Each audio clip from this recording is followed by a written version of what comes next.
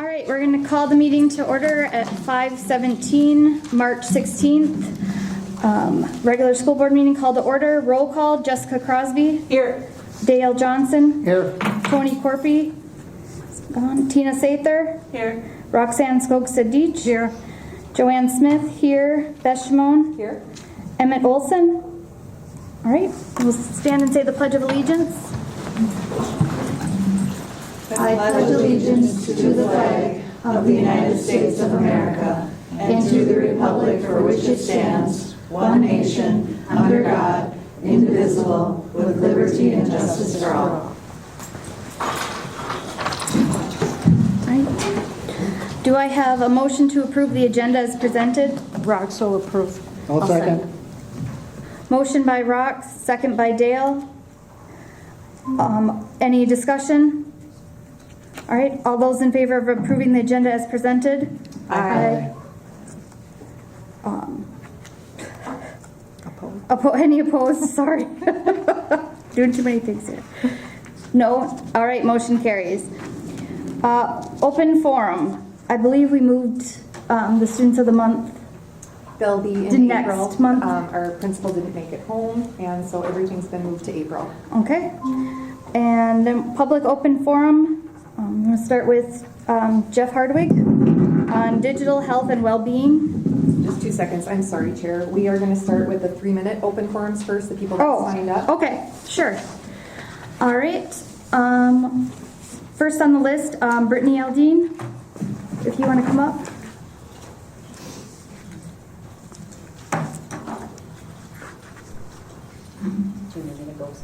Or just, yeah. Is the mic on? Is this okay? No, I don't think, and you know, just so everybody knows, there's about 3 minutes to talk. We usually don't do a back and forth. If there's any questions. Is it okay if it goes any longer, or does it have to be around 3? We'd like it to be around 3. We have a lot to do. Okay. I'll try and keep it as short as I can. Thank you. All right. I'd just like to say good evening, Board of Education members and administration. My name is Brittany Aldine, and I'm a current first grade teacher, as well as a concerned parent of a kindergarten student that will be entering into first grade next school year. I want to begin by thanking you for allowing me to speak tonight. I'm here because I care deeply about our students, our teachers, and the future of our school. I want to speak about the proposal to reduce first grade sections and why this decision could have serious consequences for our youngest learners. First grade is not just another grade level. It's the year when the foundation for a child's entire education is built. This is the year when students truly learn how to read, how to write, and how to think independently. These are not just milestones, they're life-changing ones. When a child learns to read confidently in first grade, it opens the door for every other subject they will ever learn. But learning these skills does not happen automatically. It happens because teachers have the time, the space, and the ability to work closely with each individual child. A typical day in first grade classroom is filled with constant instruction, guidance, and support. First grade teachers are not simply delivering lessons from a textbook. We are working moment by moment to meet the needs of every student in the room. I think what people sometimes forget is that first graders are still very young kids. Many of them come to school still learning the most basic life and social skills. They're learning how to be students, all while also learning how to be independent human beings. Every single day, we're doing things such as teaching students how to read through phonics instruction, phonemic awareness, small reading groups, and comprehension lessons, teaching writing from forming letters and spelling words, teaching foundational math concepts like number sense, addition, subtraction, and the list goes on. But alongside academics, we are also constantly working on the social and emotional development that many 6- and 7-year-olds are still learning. Every day, we have to teach them how to follow directions, take turns and share materials, work cooperatively with classmates, handle frustration when something gets difficult, stay focused on tasks, use kind words and resolve conflicts with peers, ask for help appropriately, and regulate their emotions when they feel overwhelmed. And beyond even those skills, we are also helping students develop basic independence that they just don't have. Organizing their belongings, packing and unpacking backpacks, tying shoes and managing clothing, cleaning up work area, remembering materials, transitioning, sitting for instruction time and participating appropriately. All with those everyday realities, students come tired, frustrated, distracted, anxious, and are simply still learning how to behave in a group setting. Now imagine doing this with even more. Reducing sections means larger class sizes. Larger class sizes means less time with each child. It means fewer opportunities for small group reading instruction. It means struggling students may not get the early support they need, and it means teachers must divide their attention among more children during the most critical learning in their lives.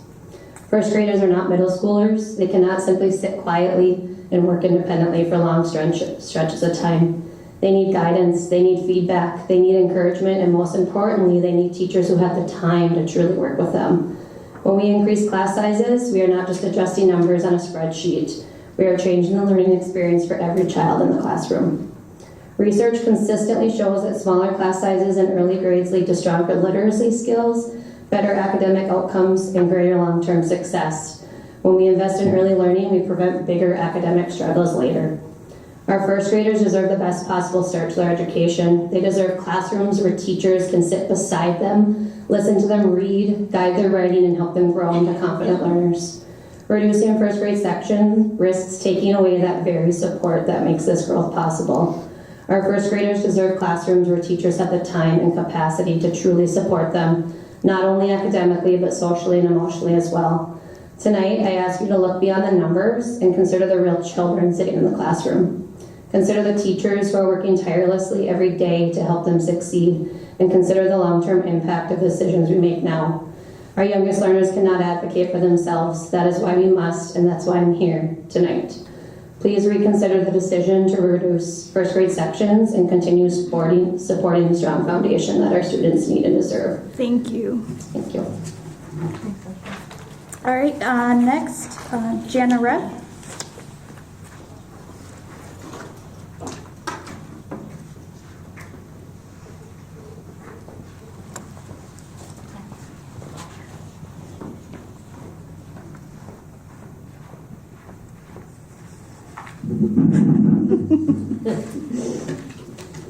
A little vertically challenged here, guys. Sorry about that. Bonjour, members of the ISD 361 School Board. We, the members of the American Indian Parent Committee of Independent School District 361, are presenting today to issue a resolution of non-concurrence in the school board to the school board members of the district.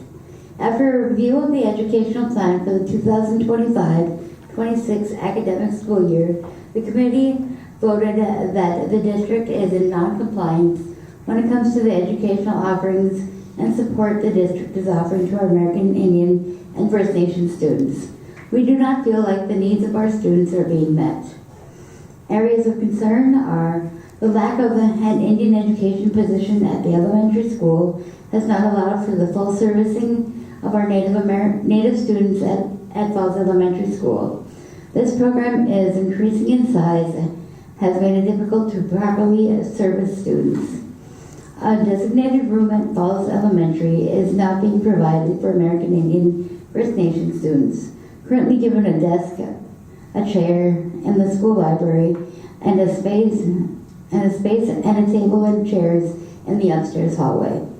Staff are not always available at one or both buildings, Falls High School and Falls Elementary School.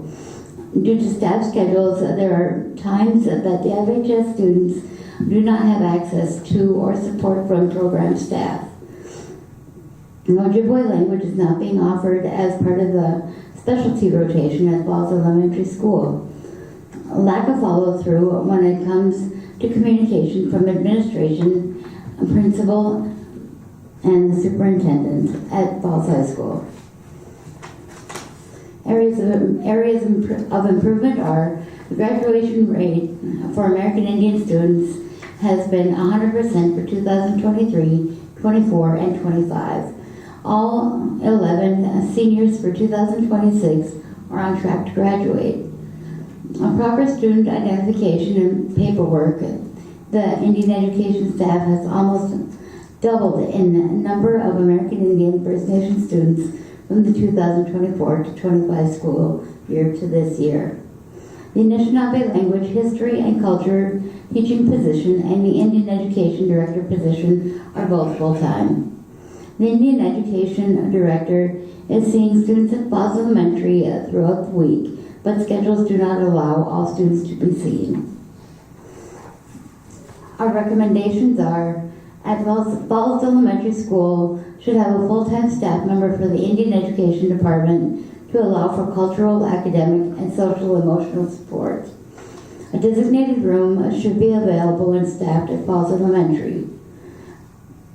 Maintain 2 rooms at Falls High School, language, history, and culture classroom, and resource room across the hall.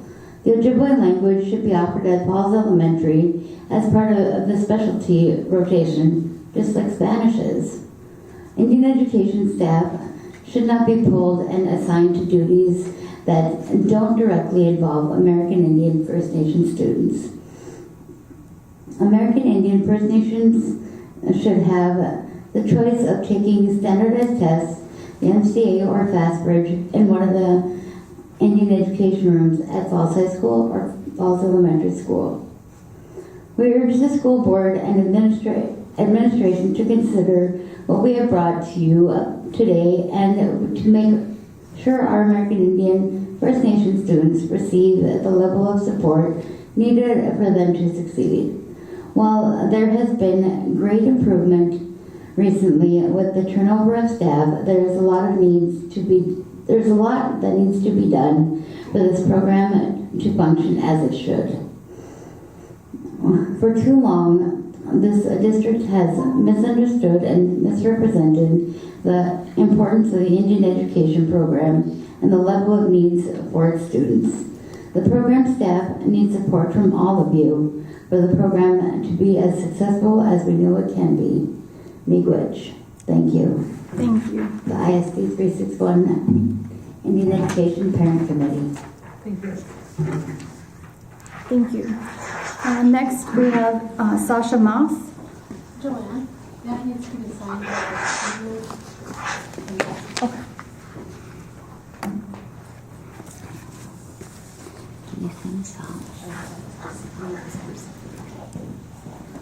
I apologize for lack of printed remarks. My printer had a moment, so we're gonna have to fly blank here. That's okay. You're good. Can you hear me okay? Yep. Okay. My name is Sasha Moss. Everybody who's here, both members of the community and members of the board. I'm here in 2 capacities, both in my capacity as an elementary teacher, I teach 4th grade, and also as a parent of a 3rd grade student. I've taught 4th grade for 6 years. I always say it's a unicorn grade. The growth in 4th grade is exponential. They come to me as babies, really ready. That said, I have 21 students on my roster this year. On any given day, I am helping a kid breathe through an anxiety attack. I'm helping a student learn how to form the letter P, hand over hand, because they were COVID preschoolers, and they didn't get that. I'm teaching punctuation to kids who don't understand what a comma is and what a period is, and I can do those things because I have the time and space to do it. My daughter was a student who in 5th grade, we moved to 2 sections for 5th grade. She started out at 27. We gained students, which is wonderful. We always want to do that. Her class of 27 became a class of 29. And my kid was lost. And that's my fear. Both as a teacher on this end, I can't do what I need to do. I can't help them bloom if I don't have the time with each one. And I won't. Not at 26 or 27. I understand that the numbers are incredibly difficult. I know that that is a hard call. But I can tell you right now that as a mom, I have some serious concerns that my very quiet, shy 3rd grader is going to get lost in a class that big. Because the needs of other kids are going to be so big, and they are so big, that his will fall to the wayside. And my concern is that other parents in our district will have those same fears. There are other options available for them. They don't have to stay in a big class. It's also that much more difficult to recruit new students when you let them know that they become a part of a class of 27. instead of a part of a class of 19 or 20. I know that it looks like numbers on the spreadsheet, it looks possible. You say, we'll put another person in there, but in reality, it just doesn't work that way. I know that numbers are difficult, but if there is a way to reconsider, to table this, to think about it, I do ask you to think about that if possible. So, thank you. Thank you.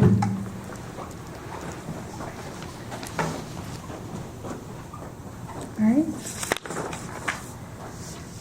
Moving from open forum, are we ready for Jeff Hardwig? Well, while they're getting me set up, I'll introduce myself.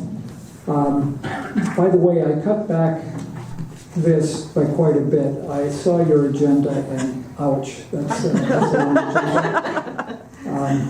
But the reason I'm talking about the education on mental health impacts of screen-based media has everything to do with the fact that I am a retired psychiatrist. I spent my career here.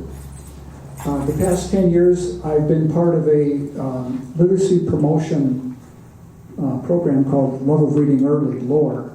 And we partnered with other elements of the community, the school, the clinics, and so forth. And using evidence-based methods, we've been promoting early childhood literacy. In the past year, I've been concerned about early screen time and social media impacting both the children's learning and their mental health. And so here we go. I will try to go fast on things that have less relevance to the school. So children, the next one. Children are acquiring screens at a younger age. You can see there, by age 2, 40% have a tablet. Age 4, 58%, and 8-year-olds have a cell phone. That shouldn't be. Next one, children age 8 and younger spend 2.5 hours on screen media. Kids under 2 should have 0 hours. 2 to 4, actually the American Academy of Pediatrics says 1 hour for kids 2 to 5. Children, it's actually worse with kids from lower income. They're twice as much time they're spending on screens. The next one, the fovea centralis, back of the eye, the area with the greatest focus. That's not really well developed until age 4, so it really doesn't make sense to put a tablet in front of a child. On the other hand, if you do put a tablet in front of the child, that child will definitely get attracted by it. The brain of the child is hardwired to be distracted by movement, even in the periphery. That's why leaving screens on, televisions on in the room is a bad idea if you have a small child. They will look at it instead of doing other things that a child should be doing, like looking at a face, like their mother's face. So why aren't parents following the guidelines? Number one, they may not know what the guidelines are. And when they do know, because there's been studies on this, when they do know the guidelines, they are twice as likely to follow the guidelines. The main reason that they're not following the guidelines is they've been fed a bill of goods that these apps are educational because they come from the educational app division of whatever company is selling it. But in most cases, they're not proven to be of benefit. Kids need outdoors, need to interact with other kids and to play. This is from the Common Sense survey done in 2024, published 2025. Parents are concerned. They are concerned that there's too much screen time. They see an impact on the children's attention span, and they don't like the content, and they're worried about their children's mental health as a result. Although 86% say they have rules about phone use in the house, only as little as 19% actually enforce those rules. The next slide, I'm showing this because I wanted to talk to you about white matter about myelination, things like that, and it takes a little bit of vocabulary. So this is a stylized neuron. Every neuron sends out an axon to connect with other parts of the nervous system and receives connections from, on average, 1,000 other brain neurons. So it makes these connections, and if that neuron is repeatedly used for something, it gets myelinated. And this myelin shows up as white matter on MRIs. Shows up as white matter. Next slide. So, starting at birth, these synapses, these connections, just furiously wiring together. 1 to 2 million synapses per second are happening. That's why a child, a 2-year-old, that's when this peaks, can learn just by being in the room where language is being used. And the more you talk to them, the more you can read to them, they're really downloading all of that information.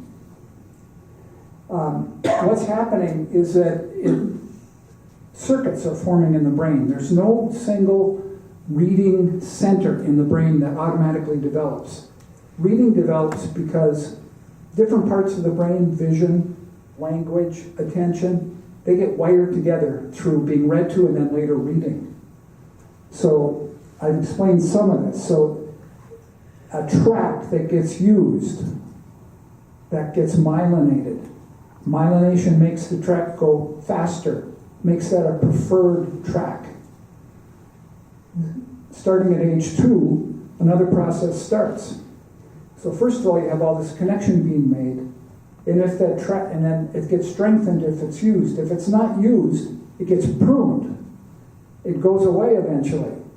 Not immediately, but over time, that track just goes away.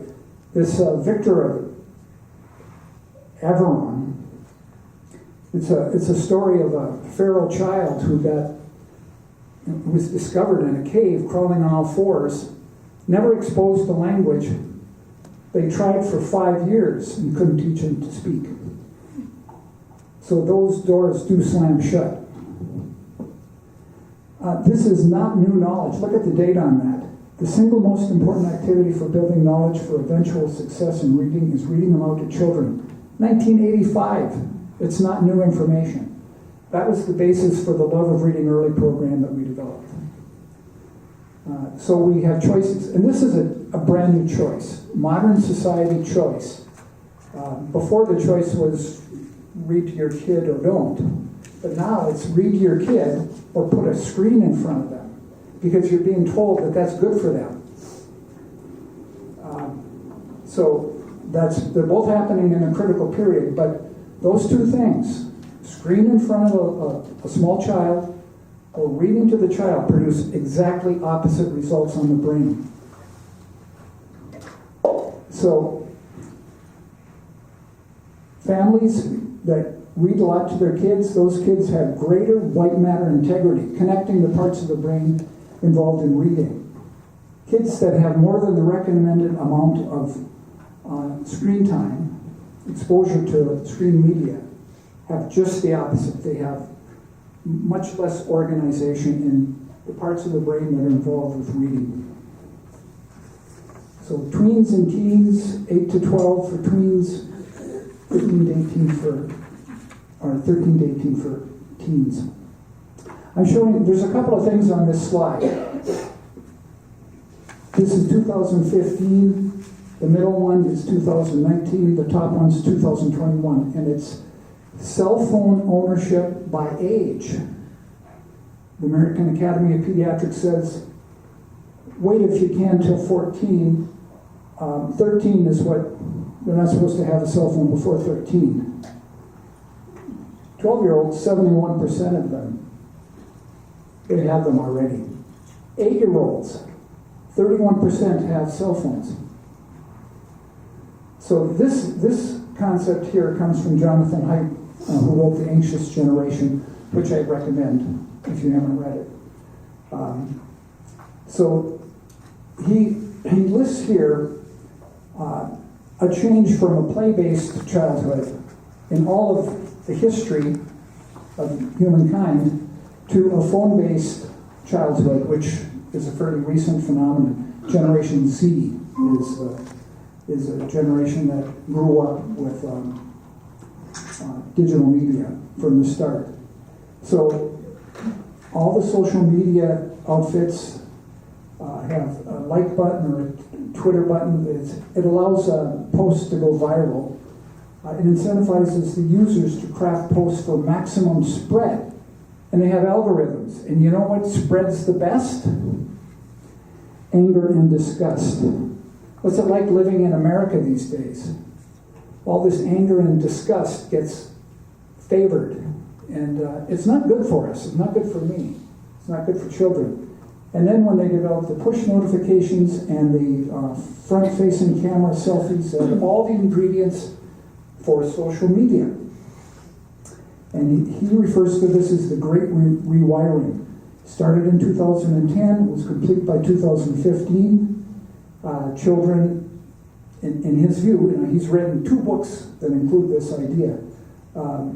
There's been an overprotection in the real world, but a real underprotection in the virtual world about what harms can happen. In part because they didn't know at first, but they know now.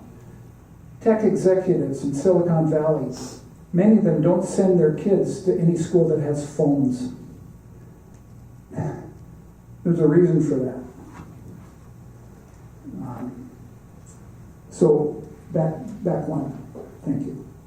So 2010 to 2015, if you look at the literature on various outcomes and the times that it occurs, most of the changes occur between 2010 and 2015. I'll show you some examples.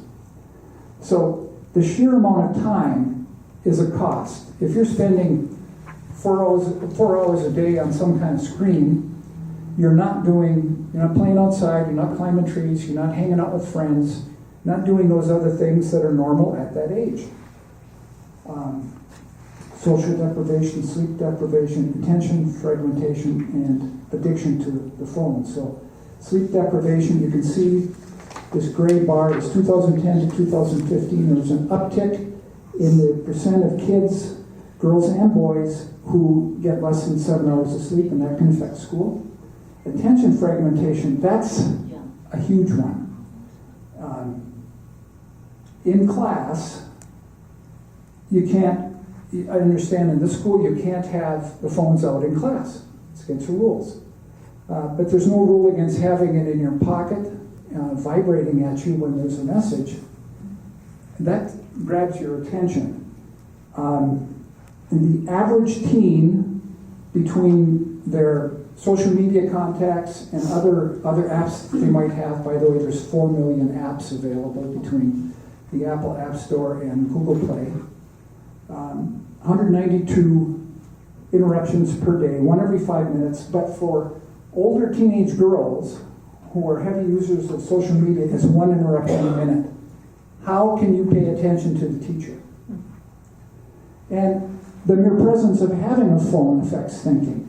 They did a study with college students where they had them do a mental task, a math problem, while trying to remember a string of letters, and the phones in this study, they were either in another room, on the desk in front of them, or in a purse or bag.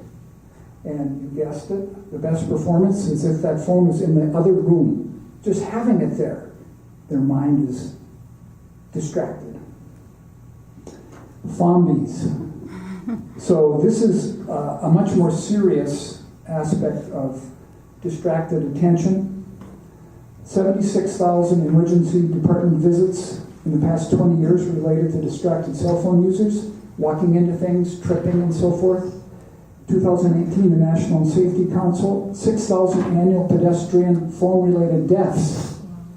And 2020, Governor's Highway Safety Association, only 22% of pedestrians struck as they stepped off the curb had even bothered to look for oncoming traffic. This is the title of a book, Hooked, How to Build Habit-Forming Products, a book by Nur Ayal, 2014. Really? You get books on how to build bombs and things like that. It goes on that shelf. Addiction.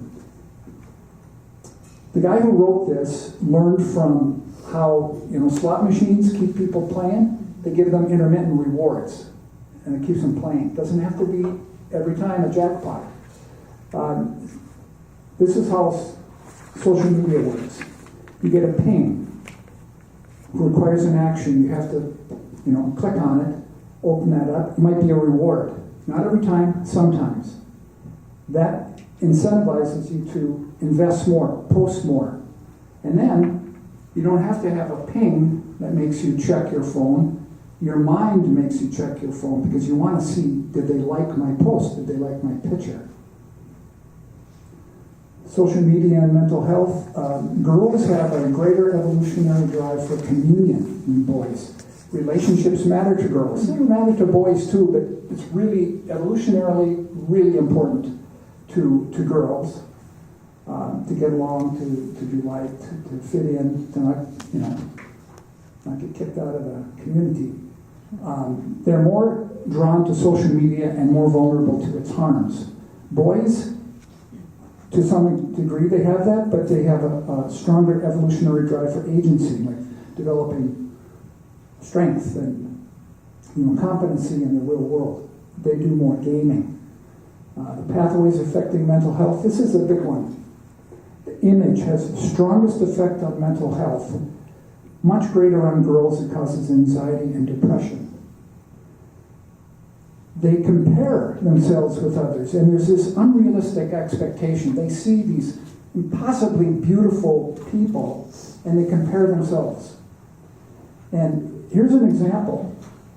This is the real face. The rest are fakes.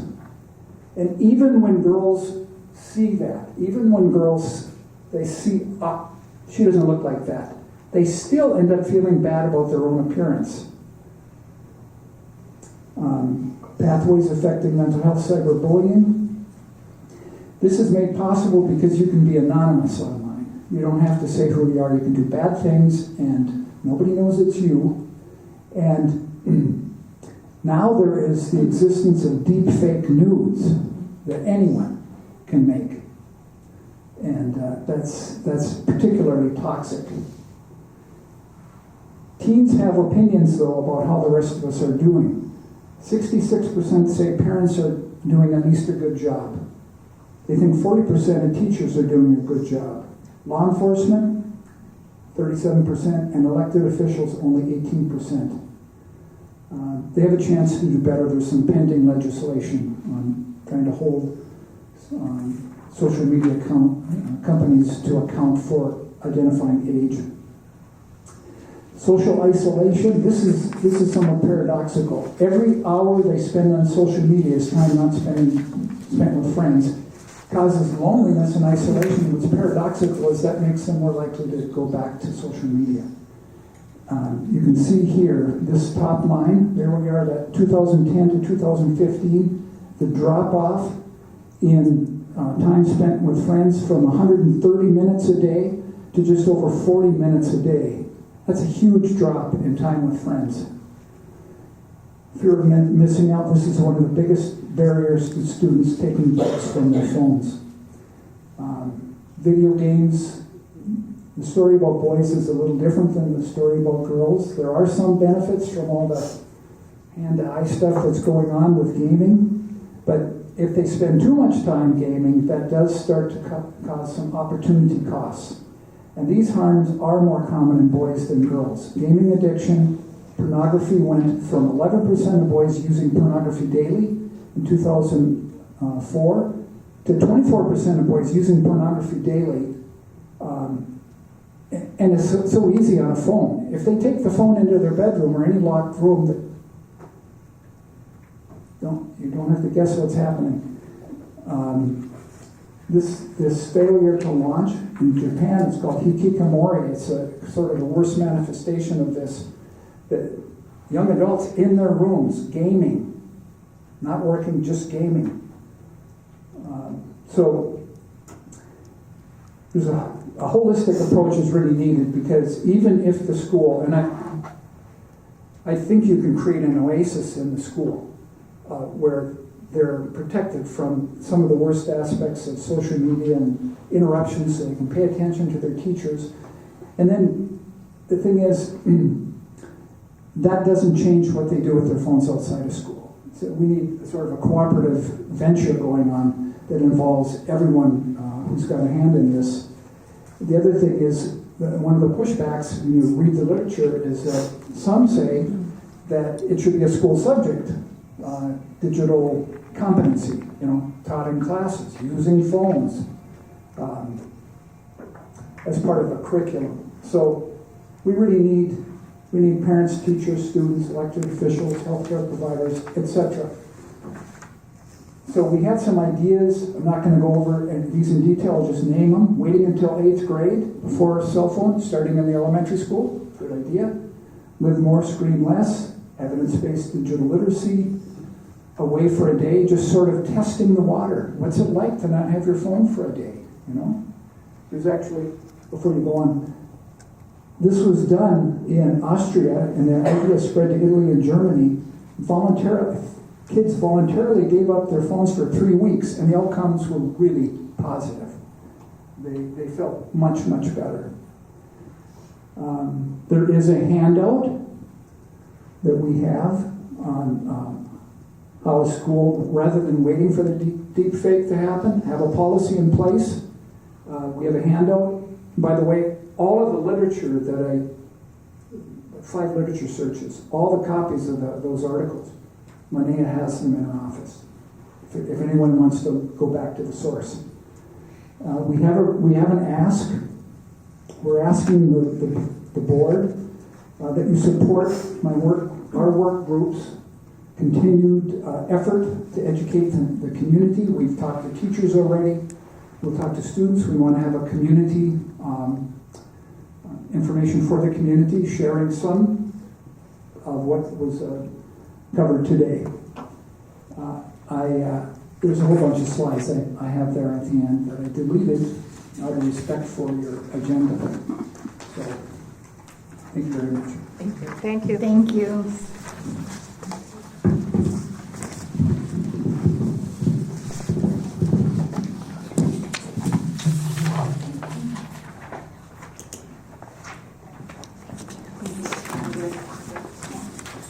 All right. Next up, we have Josh for summer facilities use. Or Leif.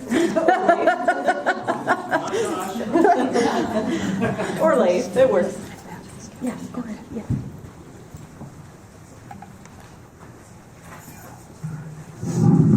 Good evening, members of the school board and administration. Thank you for allowing us a little bit of time on the agenda this evening. My name is Leif Larson. I represent the International Falls Recreation Hockey Association. I am joined today in the back, Kim O'Loughlin and Jamie Conat are members of the Falls Figure Skating Association. And Coach Chad Baldwin represents the boys hockey program. He intended to be here this evening, however, he was caught in a snowstorm yesterday along with Josh Glassakis. So they were driving back from Faribault today. So they were unable to be with us this evening. So I'll try to be brief here, but the 3 organizations put together kind of a joint statement to address the summer ice at Bronco Arena. So I'd like to read that for you, and then following that, I do have a proposal to share with all of you as well. So we're here today because we have significant concerns regarding the cost of ice for summer skating, which has recently doubled. 2 years ago, the cost of summer ice increased from no charge to $70 per hour. While that change was unexpected, we understood the need and felt the rate was reasonable. However, this past winter, the cost was increased again, doubling in price without prior communication to the individual organizations that rely on this ice time. This sudden increase has created serious concern among our groups as it places considerable financial strain on our summer skating programs. As a result, we would be forced to raise participation fees, which could make it more difficult for many families in our community to afford these opportunities for their children. We understood that operating and maintaining the arena comes with real costs, and we respect the school's responsibility to manage those expenses. However, at the same time, youth hockey and figure skating programs operate on very tight budgets and rely heavily on volunteers and community support. Significant increases in ice costs directly impact our ability to offer affordable programs and maintain strong participation in youth ice sports. Summer ice programs play a critical role in the development of our athletes and in the continued success of the Bronco athletic programs. Without access to summer hockey opportunities, our athletes risk falling behind their peers in other communities across Minnesota where year-round development has become the norm. These programs are an important part of helping young athletes continue to grow, improve their skills, and stay competitive. Just as importantly, summer ice programs provide a safe, structured, and positive environment for our youth during the summer months. They keep kids active, engaged, and connected to positive role models while encouraging healthy habits, teamwork, and personal discipline. Programs like these strengthen not only our athletes, but also our community by giving young people constructive opportunities to learn, grow, and succeed. Maintaining this increased rate creates a real risk that some of our summer programs may be reduced or even eliminated, which would be detrimental to many kids and families in our community. These programs are about much more than just sports. They build healthier, safer communities by giving young people a positive place to spend their time, develop friendships, and grow both on and off the ice. We understand the board's decision to increase the hourly cost of ice to $140, which is double last year's rate. And we were asked to present our ideal request for summer ice time at Bronco Arena. So with that, on behalf of the International Falls Figure Skating Club, recreational hockey, and the Bronco Boys Hockey Program, we would like to respectfully present our expectations and recommendations regarding summer ice, including what we believe would be a more reasonable and sustainable hourly ice time rate. So basically what we are asking for, and I printed off some handouts here I'll pass around to all the school board members, but just for the sake of those in the audience, what we're asking for is ice time from July 13th through the end of the month of July at basically $100 per hour. So we're kind of asking us to kind of meet us in the middle, so to speak. So that is all that I have to present this evening. I will pass out, so you have something on paper here to look at and discuss as a board. If you want to just pass those around, Jessica, I appreciate it. Thank you very much. Thanks, Lace. Thank you. Thank you. All right. Next, Brian and Tim.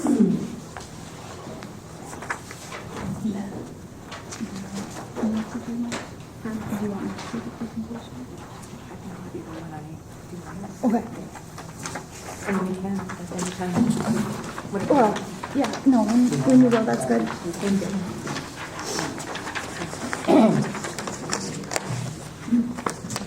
So I'm here this evening to discuss co-ops for our sporting programs. I know that over the past few years, this has been a discussion that we've had at the administrative level. We've also discussed it at the school board level, and so we're kind of looking for a policy that we can move forward so that we understand who and where we're going to be going with that. So currently we have co-ops with Rainy River for girls hockey, and we also have a co-op with Cornerstone for the following sports: football, boys and girls basketball, girls volleyball, boys hockey, boys and girls cross country, softball, and boys and girls track and field. As I mentioned, we have people right now who feel very strongly about having co-ops, and we have people who feel very strongly about co-ops are not something that we should have here at International Falls.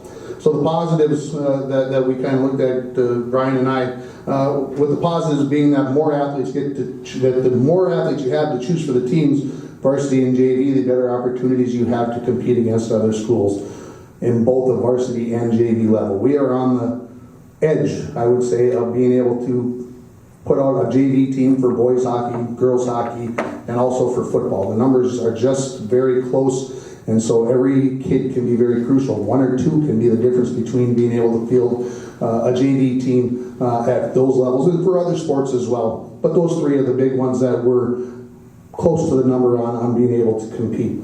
Of course, the negatives of a co-op is those kids aren't members of the ISD 361, so we're not receiving funding for them.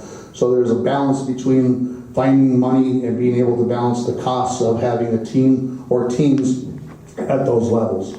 Currently, we receive no money from the schools that we are co-oping with, Cornerstone or Rainy River. That possibly could change if that is something that the school board would like to consider moving forward. I was able to contact a few of the ADs on the Iron Range, and they pretty much all have the same way of addressing the funding issue with their schools. So if you're co-oping and you're the smaller school, I'll use that, and the whole school has all the benefit or has all the costs during the year, they usually will take and find a fraction of the cost of the entire season. So for example, our girls hockey team this year had 25 girls on the team. 2 of those girls came from Rainy River. So in that light, Rainy River could, in the new proposal, a new thought, absorb 8% of the cost, because 2 out of 25 is 8%. It would be 8% of the cost to run the girls hockey program. And so at the end of the girls hockey season, we would send Rainy River School District a bill for X number of dollars, or whoever that might be with, whether it was with Cornerstone or with whoever the schools are that are interested. We would want to obviously make sure Rainy River and Cornerstone, as we have co-ops with them, to make them aware and have them be able to address you as well with these things. This wouldn't be something we would want to spring on them.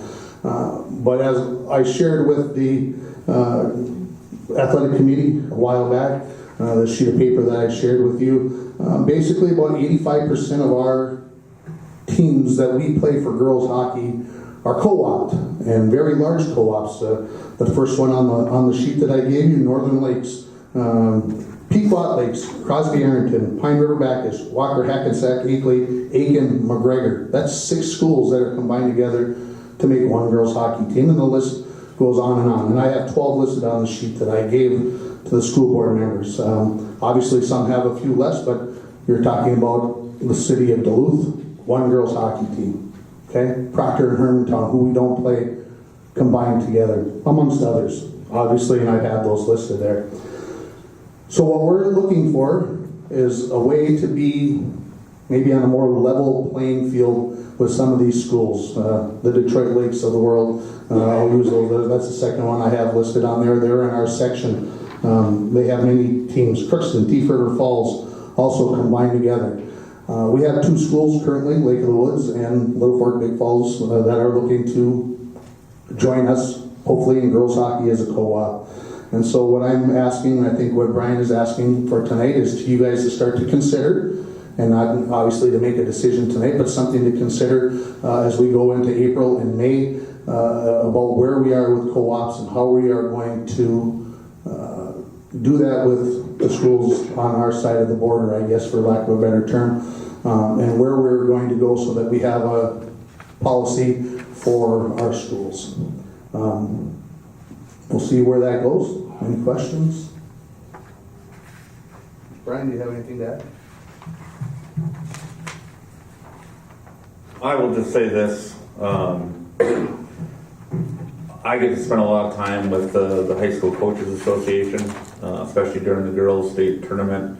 And so I get to meet with a lot of coaches, get to talk to a lot of members of the high school league.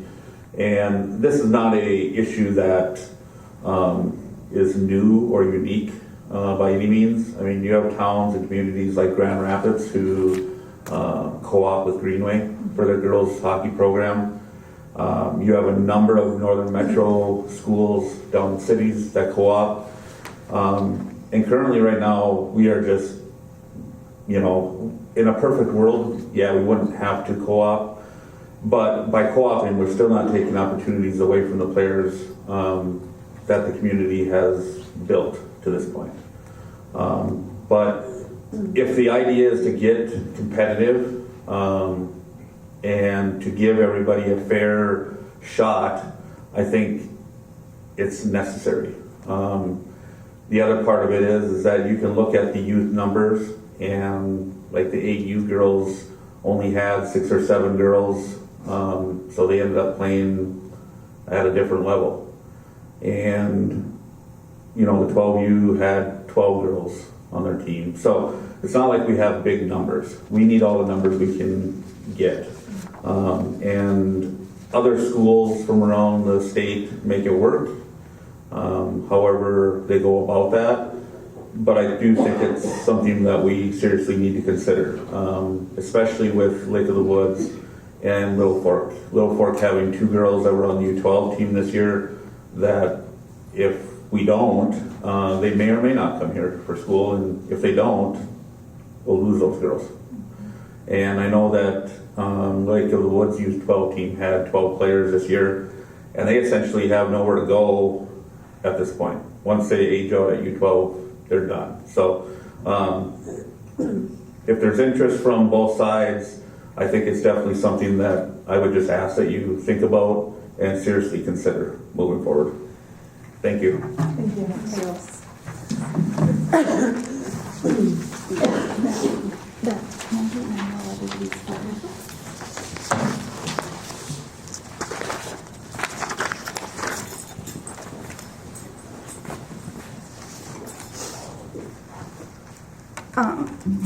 Can I add something to that? Yeah. So, my daughter played Bronco hockey, and great experiences with the girls from the co-op and are still friends. I know a lot of times the concern with co-oping is that it takes opportunities away from our kids. But I will say for the girls that are coming up for Little Fork, these kids have played together since they were little. So they're a team already. They want to continue to be a team. So I fully support the co-op with Lake of the Woods and Little Fork for girls hockey. I'm just having Beth pull up just a quick presentation about Bronco Arena and some of the costs, because I was looking at, you know, okay, I know that our athletic committee went through and figured out, you know, costs and how to calculate rental costs and why they came up with that cost. But I just kind of wanted to go over it, and then I wanted to share so it's more clear to everybody what we're really looking at. Is that this? No. Do you have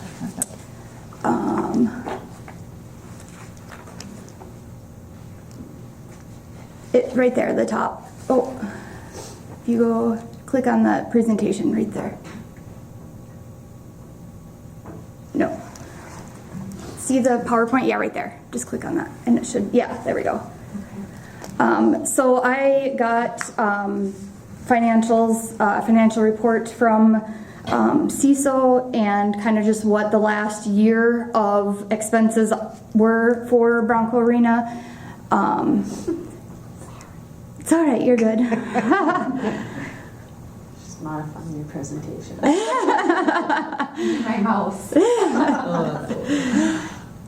Okay, so this is kind of what, and I'm sure that that wasn't even including like March or some of the other things, but I just took what was there and said, okay, here's kind of what we have. Utilities, supplies, fuel, repairs, payroll, all those things, and rolls up into total cost.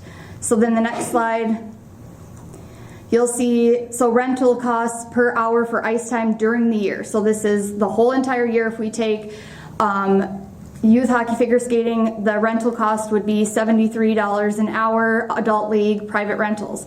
Right now, youth hockey and figure skating get free ice during the winter season. So we're not charging anything for ice use. We're not charging for Zamboni, we're not charging for payroll, nothing, it's free. Same thing with tournaments.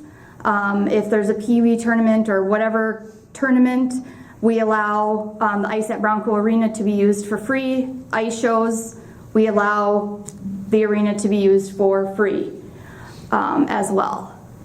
So if we said rental cost per hour for ice time for the summer with our annual costs, you would be looking at a way higher rental rate per hour, like $2,000. If we just said, hey, we're gonna make you pay for whatever during that ice time for the summer, which is ridiculous, of course.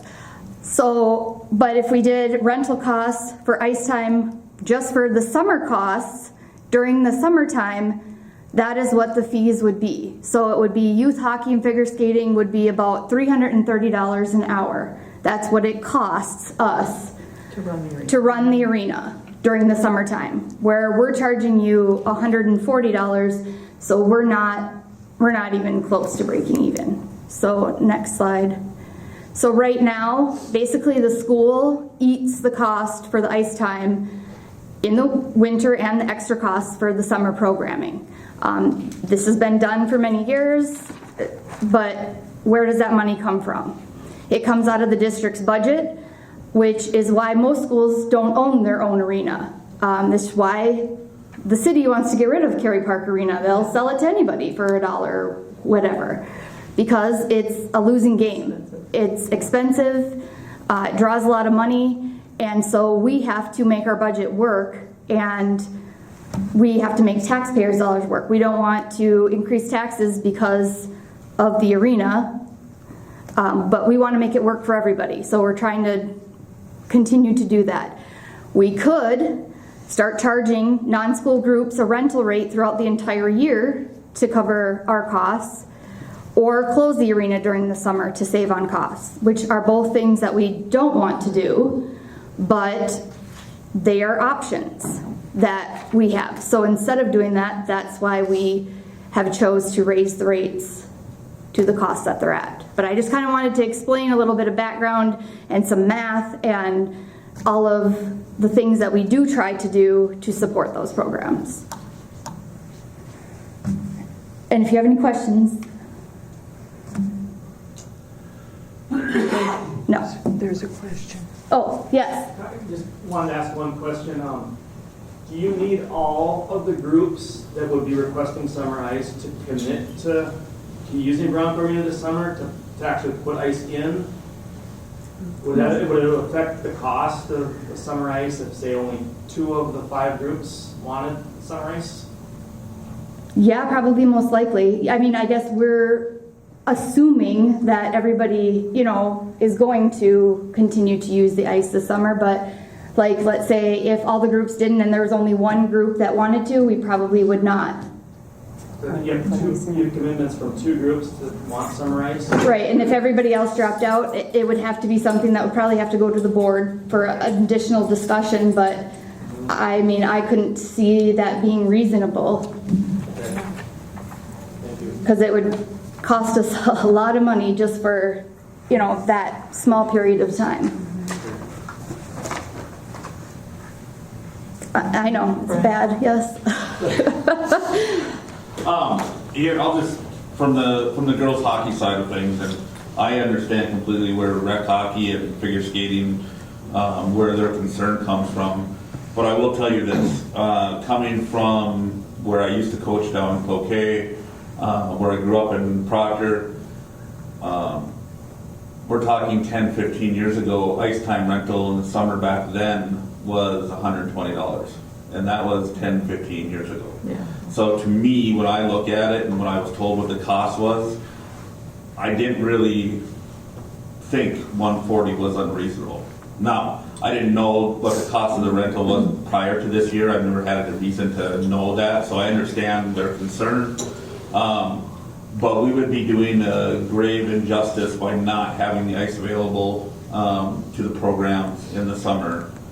I would just say that. I mean, for us, for the girls program this year, we're actually going to have structured practices in the summer because the State High School League allows us to do that. And we're also playing in a summer festival in Grand Rapids. So that's a first for this program in its entirety, as far as I can find. And without having that ice time, we're going to look real bad. I mean, I know that's funny, but I mean, it's the truth, right? Right. It's in February. Right. If we don't get on the ice before we get to Grand Rapids, and we're not talking about, these are summer scrimmages, yes, I know they don't mean a whole lot, but we're talking about schools like Bemidji, Edina, Hill Murray, Duluth, Grand Rapids, that are all going to be there, and that we have to get on the ice with and skate with. And they are all skating 10, 11 months out of the year. And so from a girl's standpoint, on the, we'll make it work. We're going to practice for those 3 weeks, whether we have to pay for the ice or not. I don't know if that's actually been decided, but we're going to make it work on our end. We have to. And that's another way that our program is going to get better and we're going to get more competitive, is by changing that culture and getting the girls on the ice in the summertime for structured practice and being able to go play some of the best competition that we possibly can. So I would just say from the girls' side, whatever is decided on the ice time price, please make sure that we have the ice available to us. And I don't think anybody on this board wants to not. No. It's that's the thing, is it's very hard to, look at, like I said, the facts, the data, the costs of things, and, we would love to have the ice and we'd love to have it for free for everybody, but in reality, that's not a possibility. So we're trying to make things work for everybody and trying to, not take a huge loss on having the arena open in the summertime either. But we understand, and we understand the importance of those programs, and we want them to be in the arena. Yeah, we have to be fiscally responsible, but we also are doing everything we can to make it good for everyone. And it's hard. It's not, and times are tough. Well, we have aging facilities. I mean, it's how many times did the compressor go down last year? 3 times? 3 times. And it's about $6,000 every time it goes down, and that's coming right out of our budget. And of course, July is the hottest time. And so that means that our compressors have to work a lot more, and it puts more strain on the equipment, and, that's when we have problems. Yeah, that's part of the problem. Yeah, but we understand. So we're just trying to. I just wanted to look at. I need to have data and see the numbers and understand where it comes from and why. And I just wanted to share that with everybody else, so that everybody's on the same page. That we're not just trying to hey, we're upping it because we're going to make a bunch of money. Yeah, we're certainly not making money. No, Still in the hole. We're not breaking even yet. So, all right. So, Chair Smith, one of the things I want to just say this evening is first, thank you to everybody who spoke and presented tonight. I'll be speaking a little bit more to the budget later. If there is anybody who presented tonight that would like to see something on a future agenda, what you would need to do is to send an email or written letter to the chair, excuse me, and myself, and we will put that on a future agenda. But the topics that were in presentation form tonight will be added to our future work session and or to one of our subgroups. For example, we have a legislative committee, we have an athletics committee. So know that the presentations that were presented tonight will be further discussed, but if it is something you would actually like to see on a future agenda, there does need to be a written statement to the chair and the superintendent. Thank you. All right. We'll move on to committee and administrative reports. We don't have a student rep today. Let's see. I've got Molly's presentation. Okay. Is she next, or is Lisa? Missy's first. She didn't. Okay, so Miss Tate is stuck because of weather, Yes. so she'll give a full report next month. Okay, so go ahead. I'll keep it short. They're all saying that. I scratched out a lot already. She did. Thank you. I just want to comment on a celebration that we had recently. We had our family engagement night on March 4th. It was also our parent-teacher conference night. It was a night where specific conferences were scheduled. We also had a number of drop-in conferences scheduled, but we held a book fair, a STEAM night. For those of you who are not familiar with STEAM, it stands for Science, Technology, Engineering, Arts, and Math. So we had a lot of activities going on in our cafeteria. And that was all hosted by our teachers. We had community partners come in. We had Voyageurs National Park, International Falls Police Department, the DNR, the Public Library, and our Indian Education group that came in and had tables set up for families to engage with. And we had ice cream and toppings donated by Super One. They are so generous to us. And our drama club hosted a successful taco in a bag night. As they're getting off the ground, they sold out of all their tacos. So we just had a really fun night. Just talking to community, families, kids, celebrating learning. We also had our kindergarten registration that night. So we had a full house. Now, keep in mind, we have construction going on, so it's a little messy around. But it was really fun for everybody to come in and see what was happening as well. We had a great turnout for our kindergarten registration. We had fresh baked cookies made by our own head cook, Angie Hoopman. We had a free book for every child. And we have 50 students registered so far, which it's really early right now for kindergarten registration. We will be going through the census and reaching out to families that could be potential students and just checking to see if they need information on registration and what their plans are. So we'll work on that.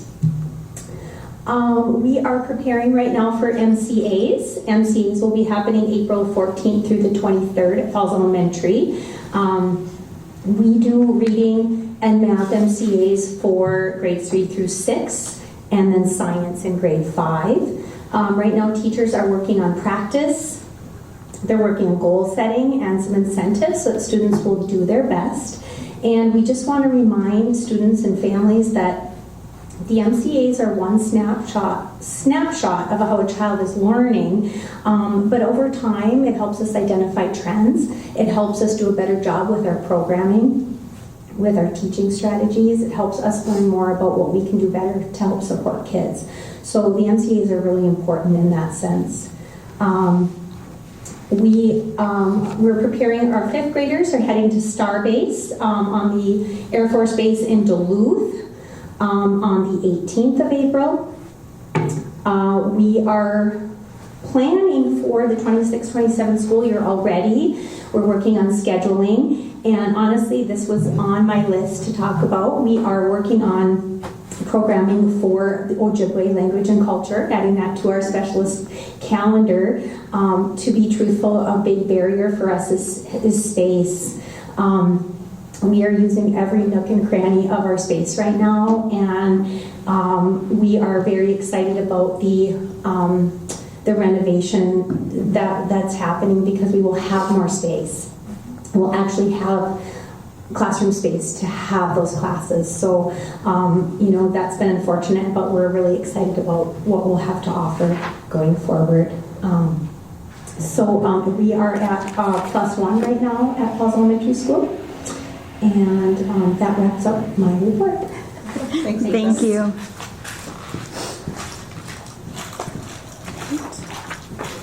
Do you want Tim to go first and then you do Mom? I know, that's why I was like, I'll let you go first.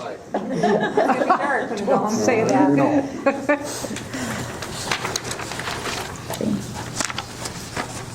Thank you.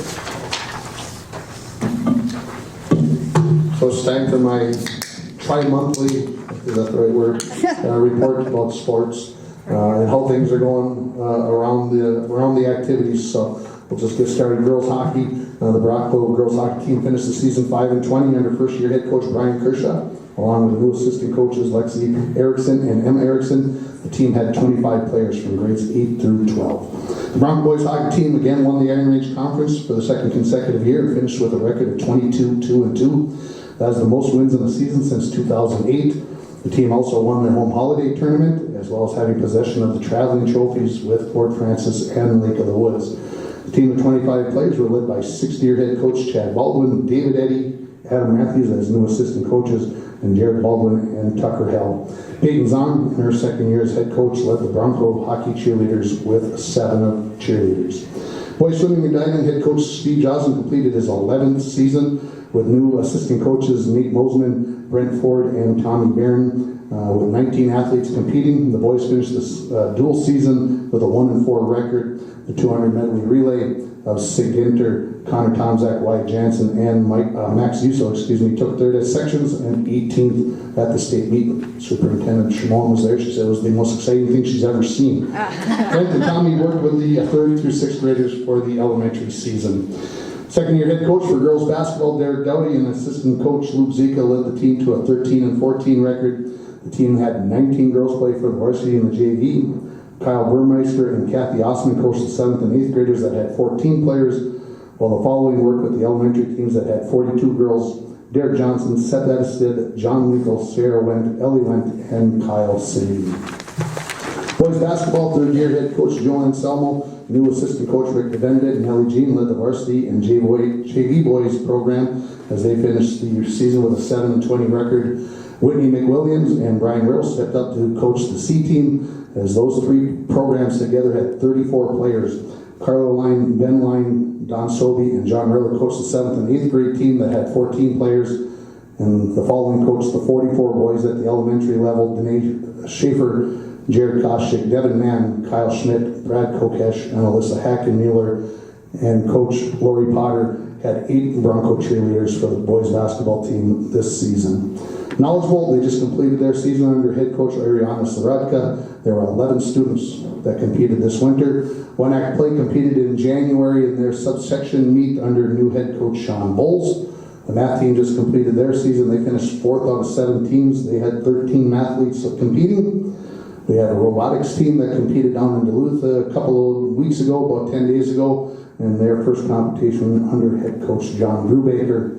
The FHS high school band just competed in their region competition under the direction of Justin True. The band earned a superior rating. They also had 5 superior solos and 15 excellent solos on March 3rd. Iron Range Conference, we're having a meeting tomorrow to discuss spring sports, but also to discuss bound. We're going to be moving away from Arbiter in our school and moving to use bound as all the Iron Range Conference and most of the Arrowhead schools are moving to that platform for our scheduling. So we are going to see a change. This is for the public more than anybody else, but it's going to be a big change where you're used to going to ironrangeconference.org. That's going to go away, and we'll be having a bound app that you'll be getting all your updates on, and we'll be doing all our scheduling through that. So the Arrowhead Conference, Arrow and Iron Range conferences are meeting on April 1st. There will be some stuff to do there. Some thank yous, as always, for me, Jody Lindvall and Christina Dowdy in the office. They're always there to take the phone calls and enter the stuff in for the parents and the kids.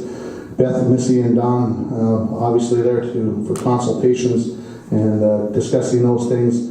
Community Ed, Molly Larson and Angela Schwartz, they've been helping step up with summer ball. I'll mention more about summer ball in a minute. The custodial staff, the gyms, the arenas, taken care of, ready to go. And also, of course, the transportation, driving the buses, and those kids can be a little crazy every once in a while. The game workers, my goodness, I think about the game workers, goal judges, scorekeepers, scoreboard operators. It takes a village, as they say. Thank you to all of those people. The kids, both as competitors and athletes and also as fans, done a pretty good job with, again, our performance with the kids at games. So it's great to see those kids get out there and be supportive of their fellow athletes. Parents, of course, getting their kids back and forth to practice, to games and such. And let's not forget about it. Thank you to the coaches.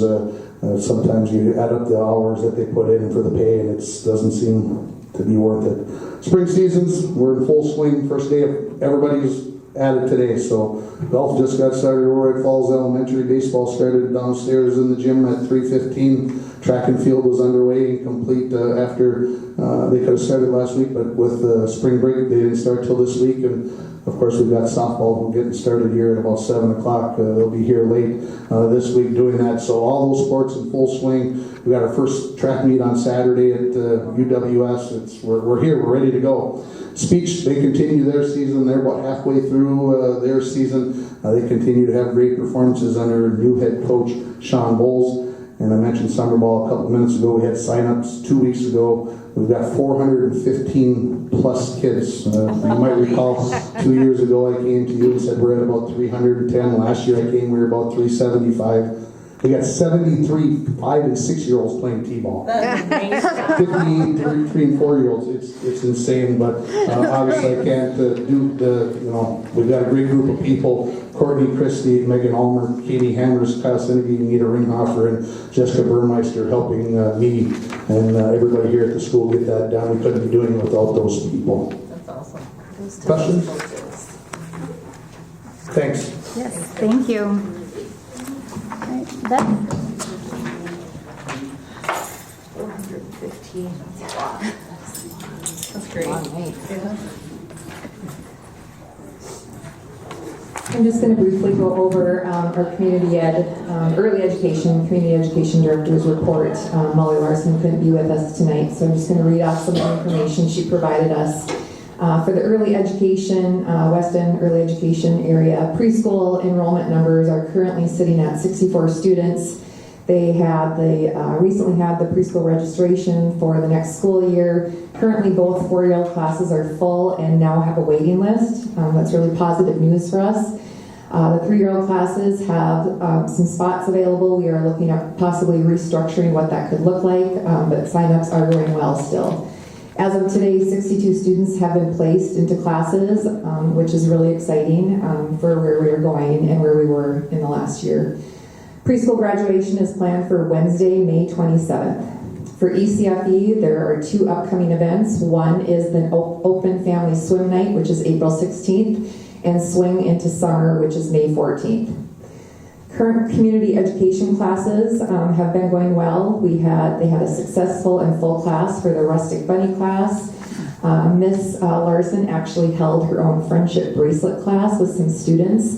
We are actually finding staff being present and showing up to offer more programming for our kids, which is really exciting.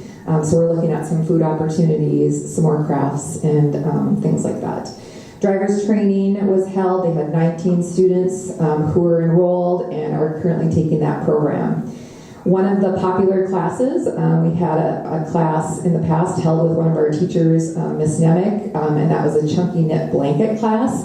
There is another one being held by another facilitator, and that one is going to be held on March 20th. We still have a few spots available in that. Other upcoming classes include driver's training May 12th at 9 o'clock, and that will be at the College Theater. The alumni basketball tournament, community education is helping out with the booster program and taking registrations for the players. There is a children's crochet class, beginner's crocheting class, that will be March 30th and April 8th. Water fitness, Monday, March 16th. This is the last week until the fall classes. Bordertown Blaze softball. Summer fast pitch signups are currently happening with community education, and we are also going to be offering a kids painting class with local artist Mrs. Serrano. That is May 21st, and that will be an exciting class for some of our artistic students. The PALS program, Adults with Disabilities. There are 30 PALS that are going to the Reef Center, Grand Rapids next week to attend a play. PALS coordinator Angela Scholler is currently working on a grant to fund additional programs and opportunities for our PALS programming. General updates include currently planning for spring and early summer classes and even into fall, along with getting lifeguards trained so we can offer more opportunities for swim lessons. So it's nice to see the program developing. We've also, as a school community, we reach out to a number of local people who are artists, who have hobbies, and ask them to come in and share some of their talents with us. So we're looking to extend our programming even more. Principal West, do you think I could get you to run the computer for me? That'd be great.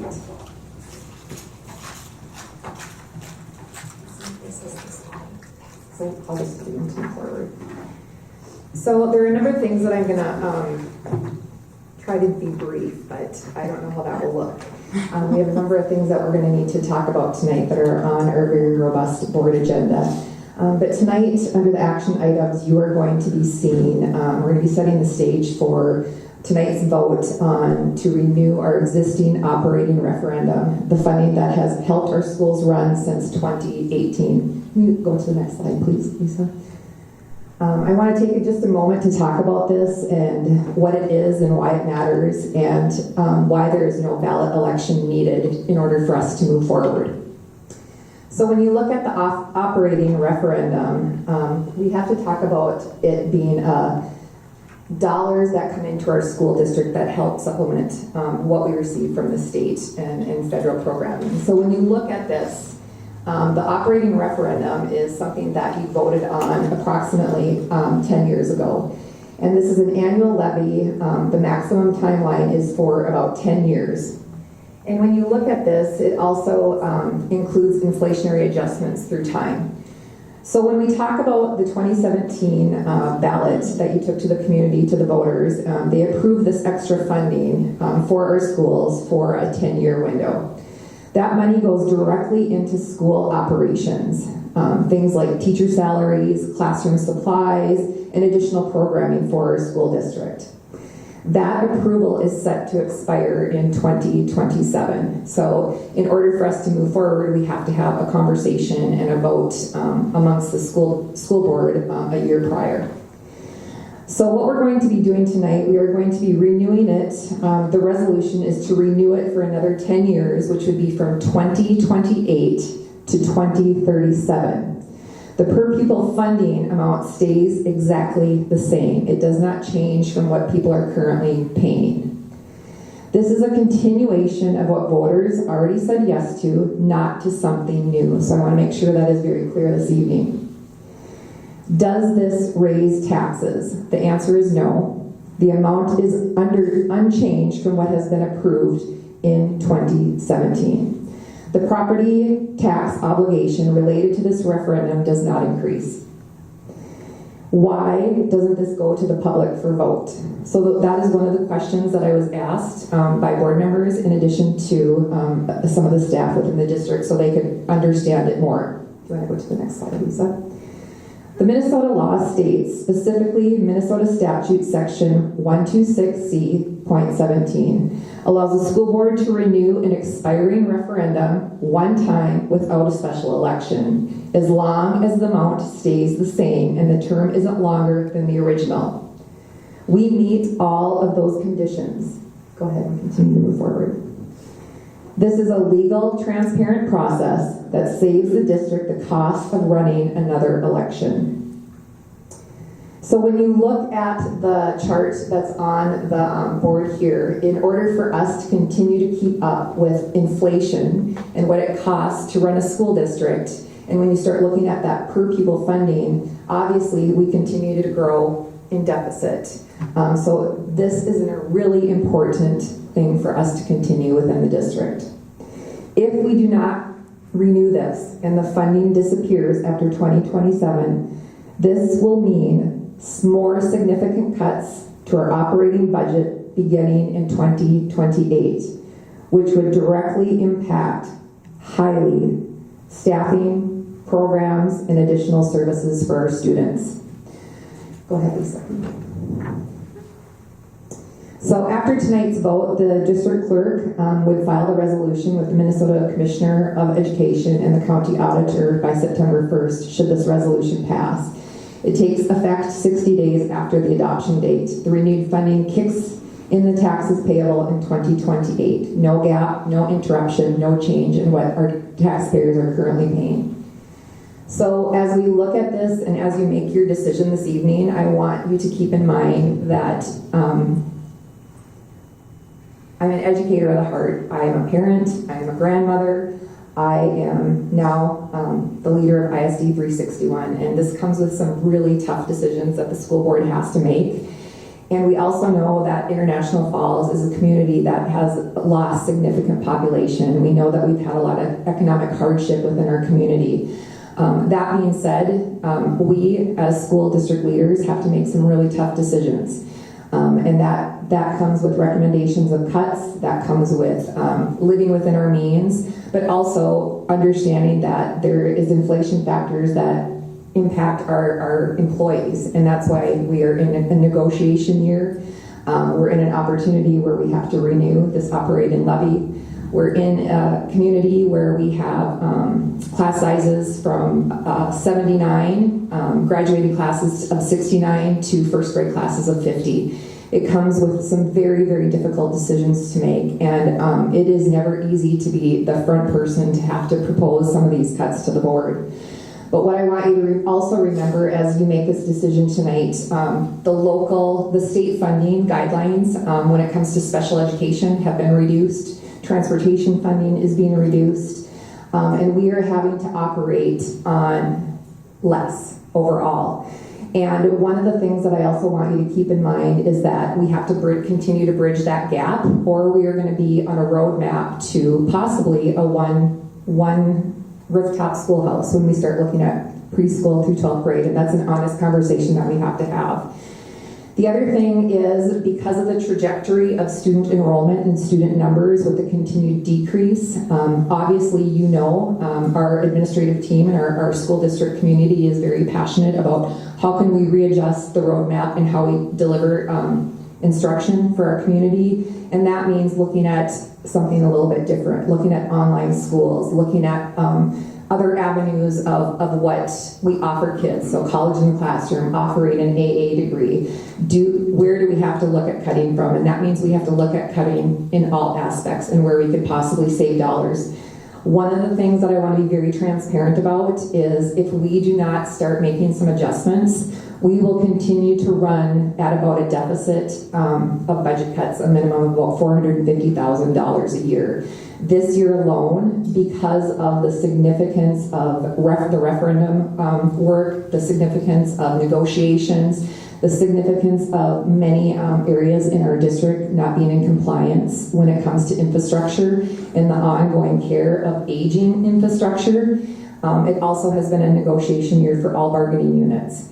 So with that being said, we are in a position that we're going to be making anywhere from $600,000 to $900,000 in cuts this year. And that is the reality that we face. Other superintendents across the country are in positions of making cuts of $4 million, $3 million. And they are all looking at different avenues to support their communities to provide high-level educational experiences and programming for our students. So I can assure you that your district leadership team and your staff and community are committed to doing right by the school district, but it does come with making some really tough decisions. But I am asking for your support to renew this as we continue to move forward and continue to champion for something new and something even better for our ISD 361 students. Thank you. I will move through this as quickly as possible, but I think I want to give you some context as you make decisions for our school district. I believe in transparency, and I really want to make sure I tell the story of the district, talk to you about some of the really great successes, but also talk to you about some of the areas of challenge for the school district as a whole.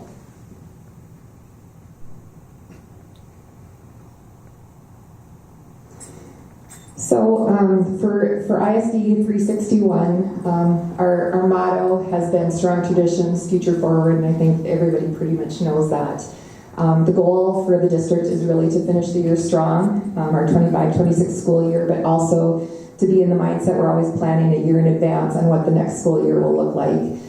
We have been doing that quite extensively as we've met with a number of community partners. We've met with a number of people at the state and federal level, and just really working with other area school districts, rural school districts that I've spent a significant amount of time with, talking about some of the barriers that they face when it comes to not always being afforded the same dollars or opportunities maybe that the metropolitan areas have. We are not the only district in this position.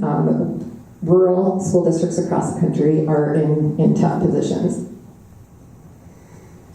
So one of the statements that I have shared with some of our community members within our district is we have to focus on meaningful change to right the ship, to go to our 21st century learning, and really remembering that we are in a digital platform and a career-oriented platform of teaching and learning, that we have to really shift away from that traditional seating of just sitting and getting. And I think we're on a great, we've started, it's just what are we going to do to level up? So when we talk about meaningful change, we talk about meaningful change does and will not happen quickly. A strong plan for improvement and application in today's educational best practices requires sustained effort by the team of over a commitment for 3 to 5 years. We know that meaningful change begins in that 3 to 5 window when you have a plan, your strategic plan is in place, and your school community is committed to that. This also comes with a willingness to celebrate small wins and to sit in discomfort as we learn, collaborate, analyze, budget, adjust, and grow. For ISD 361, good enough cannot be our standard, your standard, or my standard. Our families, students, staff, and community deserve our very best. So I believe that our school district is committed to that. I believe that our staff, our paraprofessionals, our bus drivers are committed to the high integrity of the district, of the past, and continuing to grow and move forward. So when we talk about what does some of the data tell us, some of this information you've seen, but really we have to remember the demographics and the community that we live in. So there's some positives and there's some challenges that we are facing. One of the things that we feel super passionate about going into the next school year is really revisiting our CAPE programming. And we know that we live in a community that we are seeing some significant increases in meth and fentanyl use within the community, and that is something that is shown on local surveys. So one of the things that the district is going to be invested in is making sure that we have opportunities for our students through the CAPE funding to make sure that we have programs and services in place to work with students who may have experienced some of those occurrences or come from a family or friendships that are also being exposed to some of these things. We know that a significant, 13+% of the community, I think it's actually higher than that now, live below the poverty line, and a significant portion of that falls within our school population. We see that in our numbers. We also know through current data, both at a local, state, and national level, that the CPS, Child Protective Services, is on a continued rise when it comes to mental health, behaviors, poverty, neglect. So that is something that we know we have to continue to focus on, hence is the reason one of the focus areas of why we applied for the full service community model school. When we talk about a state level, we're talking about looking at the students fill out the Minnesota Student Survey, but we also know from current data that has just come out that 60% of Minnesota reports to the CPS has to do with child neglect. And so that is something I think that as teachers, as principals, administrators, bus drivers, custodians, we want what's best for our students, and that's where we want to be reflective of serving the whole child. Some of the youngest children in the system have the highest rates of child neglect. So that's something that is always at the forefront, especially when we're working with our littlest learners. So the Minnesota Student Survey, see there's an extra 3 there. We did see a slight trend, a positive trend of where children are at post-COVID. Immediately right after COVID, there was a significant decline in mental health because children were so isolated from their peers. Some of the needs in the home were not being met. But we're starting to see a trend of where kids are at having a more positive outlook now that they're networked and re-engaged in their school communities within person. One of the areas that continues to be a trend across the nation, across the state, and I would say a significant issue for ISD 361 is positive school attendance. And that not only comes from students arriving to school late or missing a significant amount of school. We're seeing a trend where Fridays we have about 25% of our students out of the building on any given Friday. And that also is a reflection we're seeing in some of our staffing situations also. So when we start looking at the attendance, that is where you're going to start seeing areas of concern in mental health, areas of concern in behavior, areas of concern also in student performance. Student outcomes have to be met. We are required by law to teach grade level standards and have those assessments done in the spring. But one of the things that we continuously want to go back on, and I'm going to show you as we get close to the school year, is we have a historical data hub built. You can see how our trends in student performance correlate with our attendance rates.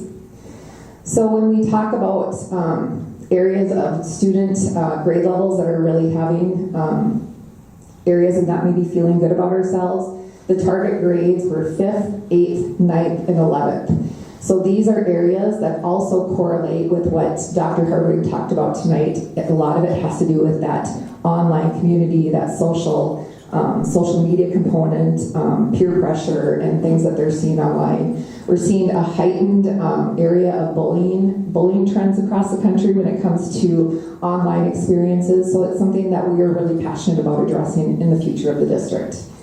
So overall, International Falls students, one of the positive trends for our district was I feel that my teacher cares about me, and I think that says a lot when we're talking about our school community if our students are reporting that. As we continue, we've gone over some of this data. We want to continue to build capacity when it comes to positive school attendance and making sure our families are really educated on the importance of having our students here. Even missing 20 minutes of class every day, if you're missing 20 minutes of class every day in that first hour, that begins to add up to days, which begins to add up to weeks.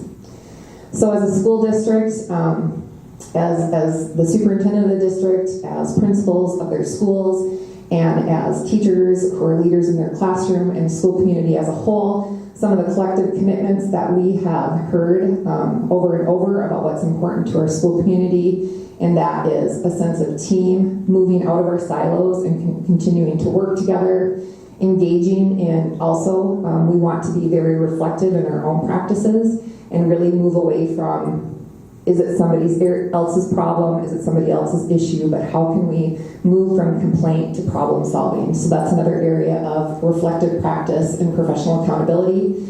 We also felt it was very strong to strongly felt that moving forward to the 26-27 school year is making sure we have impeccable data of integrity as we start looking at behaviors, we start looking at our MTSS data for possible 504s or special education referrals, or looking at the intervention component, which is reflective of the whole child. So meaning the academic, the behavior, the attendance, the social emotional. Obviously this takes a community, this takes a team, and it takes many people to do that. But we're also having to do it on even more limited funding year after year.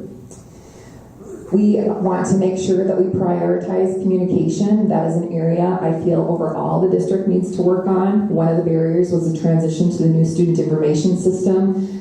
We are working out the kinks, but making sure we have the time and capacity that we're moving beyond just email responses, but really talking to the people and the stakeholders within our classrooms, within our schools, and at a district level. So that is a goal for us as a school community, and really trying to speak the same language. What are our goals? What is the Bronco way of life? What is important to us as a school district?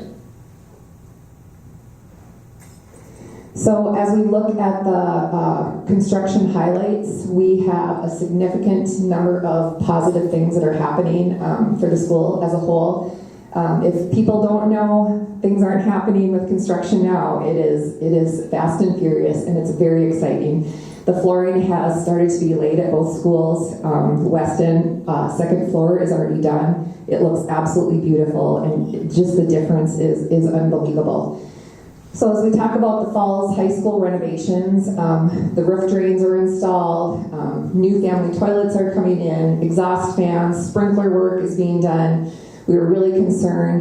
We got flagged by the state regarding our gymnasium. They were going to make us tear down walls, which would have been an added expense. but we have been approved to only have to add sprinklers to that area, so we're very pleased about that outcome. In addition to, they have started a significant amount of work over spring break. They're painting door frames, laying flooring, and things are really starting to come together. So you're really seeing all of that work enhance some really positive investment by our community. So as you start looking at, you're going to be able to see some of the changes that are happening. We're going to continue to apply for grants for areas that we could not afford during this referendum vote, but we are going to continue to seek active grants. For example, on the agenda tonight, I think we're going to receive 5 or 10 new water filter stations. We wouldn't have been able to receive those, and they are going to help with some of the lead components. And those are all going to be brand new, so we're going to continue to work really hard to bring additional funding. Bronco Stadium, that has been an interesting project. As they took the floor out, they found lots of deep holes. So they've had to fill in and do some additional things in there, but the work is coming along nicely. They're starting to wrap up the framing of the walls. They're putting the new doors. If you drive by, you can see the new doors that have been installed. Bronco Arena renovations, the ice show, I believe, is this weekend.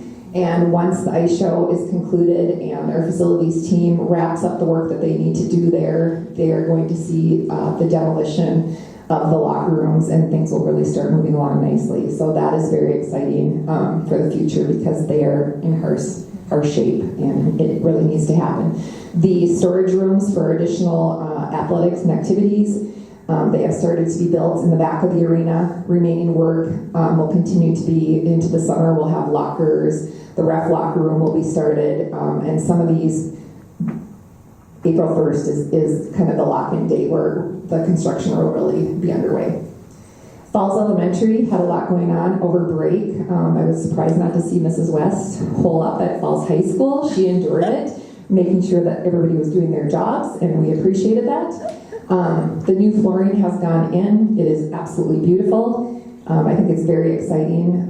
It really changes the dynamics of what the school looks like. They have continued work to do over there, but as you can see, the color palette is a strong representation of the International Falls Broncos.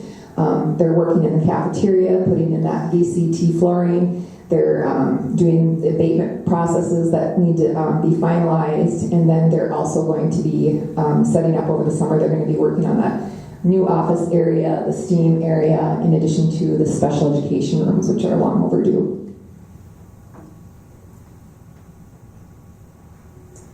So as I close out this portion, I guess I just want to remind the board and the community that though it feels like a lot of change is coming at you, I think it's positive change. It's not going to be perfect. There's going to be things that we're going to tweak both positively and areas of challenge. But we're committed to doing this work as a school district to really be up and running in a fluid and successful high standard level. It's going to take about 3 to 5 years. So it requires that focus and that commitment not only by myself, but it requires that focus and commitment by the school board, our school community, in addition to the community as a whole, because I really believe really great things are happening within our district. I'm excited for the future of 361. It doesn't mean that there's not tough days. There's days that are very challenging, and days that decisions aren't going to be in a position that makes everybody happy, but we have to make some really tough decisions. But when things change and the data looks different, we will add where we need to, but we're going to let the data really drive our decisions and support the work that we're doing. One of the things that you're going to hear me talk about tonight is International Falls. Linnea Imhoff has worked with the administrative team, taken collective feedback from our community.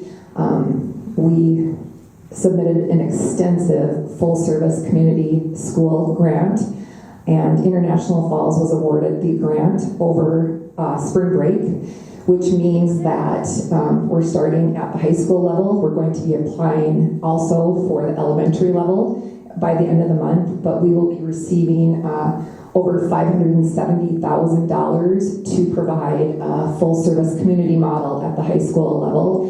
And really what that means, it focuses on serving the whole child. So it means medical, it means social emotional, it means providing greater opportunities and activities and supports for our students overall. So we're tiering that up, and we are getting ready to now apply for our Falls Elementary. We are obviously the most northern school district to ever receive this. You see it's very prominent in the metropolitan area. Roseau, I believe, could be the closest one. So it was very exciting for the district to receive this, and I really commend Lynette Imhoff on the work she did, because that was not an easy task to send this grant application in. So our standard is not going to be good enough or good. Our standard will now become great. So we ask that you support that work that we've proposed. Thank you.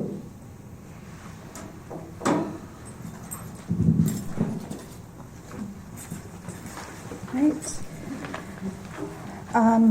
Policy committee, you will see there's a lot of policies on the agenda for first readings. These are all policies that MSBA went through and helped us to update to be up with all the new changes that MSBA has done over the past few years. So, athletic committee. Just a couple updates. One thing you'll see on the agenda for the board to vote on is the Heil Pike and moving that to Tilson. A few other things we talked about, but no decisions were made. We talked about the booster clubs, which Beth has somebody coming up here and doing a presentation on booster clubs to make sure we're up to date and everybody's following the same policies. Same with fundraising. We also talked, as Tim said in his presentation, about co-ops and the different opportunities there, and we also talked about budget discussions for athletics and activities, but no decisions were made on anything. Okay. Legislative update. Yeah, you guys are gonna love me. I had 2 months worth of legislative updates, and I saw the agenda, so I cut it back to one thing. And I kind of wish I could do the sing-song thing like Tim does. I could have got about 20 of them in. He can go pretty quick. But anyway, what I wanted to say that is the most important right now is, because they're in the legislative sessions right now, it's important for everyone to write to their legislators about this one thing, and it's called the Minnesota Constitutional Amendment Bill. And this bill is related to how the state distributes funds to schools from timber sales, mineral rights, and the leasing of school trust lands. And there's a short video, or I can give you the link to it if anybody's interested. Just email me, and I put it in the notes. But anyway, there's a short video of one of the MSBA delegate, or one of the people that work at MSBA, talking with the legislators, telling them why it's so important to pass this amendment, because what it does is, they said at this point they're using an antiquated process which was established in the 19th century on how to distribute the money from these funds from timber sales, mineral, and leasing of school trust lands. They said the state is using a very antiquated process, and if they were to change that, the way they have it written, they would like to increase the percentage of funding to the schools while still protecting the integrity of the funds for the future. So that could mean, as we all need, it could mean more funding to the schools. So if you don't know your legislators, contact me. I can help you with getting names and addresses and all that. But it's very important that we try to get them to pass that this year. That's all I'm going to say today. Okay, awesome. Thank you. We'll move to the consent agenda. Do I have a motion to approve the consent agenda as presented? I'll motion. I'll second. Motion by Tina and second by Jess to approve the consent agenda as presented. Any discussion? No? All those in favor of approving the consent agenda as presented? Aye. Opposed? Okay, motion carries.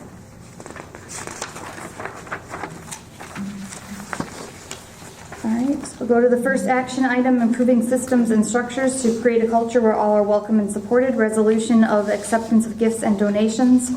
Whereas School Board Policy 706 establishes the guidelines for the acceptance of gifts or donations to the district, whereas International Falls School District Board encourages the support of the district's educational programs through gifts or donations that meet the goals and objectives of the school district. Whereas Minnesota Statute 465.03 states the school board may accept a gift, grant, or devise of real or personal property only by the adoption of a resolution approved by 2/3 of its members.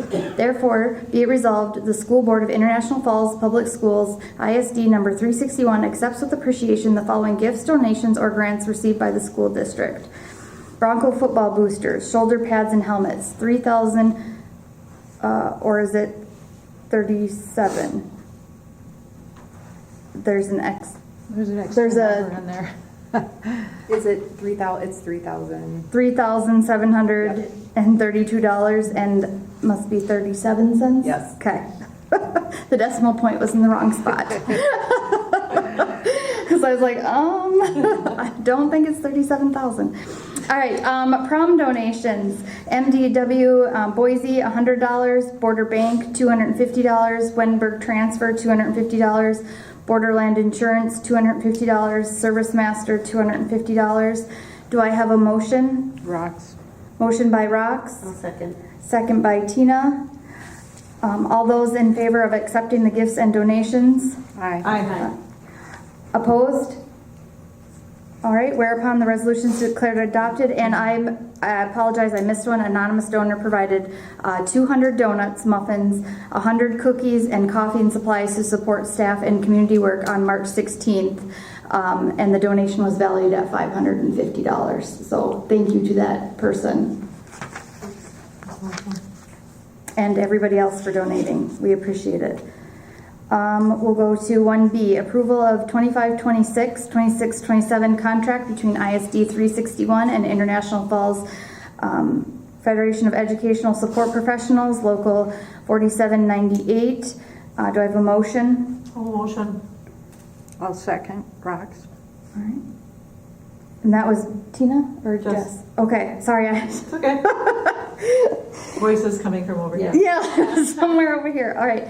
I have a motion by Jessica and a second by Rox to approve the 25-26 and 26-27 contract between ISD 361 and International Falls Federation of Educational Support Professionals, Local 4798. All those in favor? Aye. Opposed? Motion carries. Approve the 26-27 school year West End Early Education and Falls Elementary School sections based on projected enrollments. Do I have a motion? I'll make that motion. Rocks. Okay. Motion by Rox. Do I have a second? I'll second. Okay. Second by Dale. Any discussion? I just want to clarify again. I mean, obviously we all have concerns about class sizes and all that kind of stuff. If we go down to the two sections, how many students, as of right now, is that going to put in those classes? That's a great question. Right now, if all of our, for example, if all of our kindergartners were to move forward to first grade, we currently have 50 students. We have 3 sections of kindergarten, ranging from 15 students in a class to 16. So it would put, with 2 sections, it would put 25. I do want you to know that I have been a classroom teacher. I do validate their concerns. One of the things that I want you to know is that as a school district, we are making budget cuts across the district at both schools in all departments. But we are also very in tune to what our enrollment numbers look like, and that will be closely monitored because we certainly are not going to exceed a certain capacity. And if you look at that chart, you can kind of gauge where we're at. So do know that Principal West and I will be evaluating this very closely and monitoring it. We will have an enrollment event. We're looking at it either in April or May. And we don't know what will happen, but we also will be introducing our online school. So enrollment overall will be closely monitored. What about fourth grade? What is it? I don't have the exact numbers in front of me, but I think they're sitting at 52, if I remember correctly, 51 or 52. So you're looking at approximately 26 in a classroom.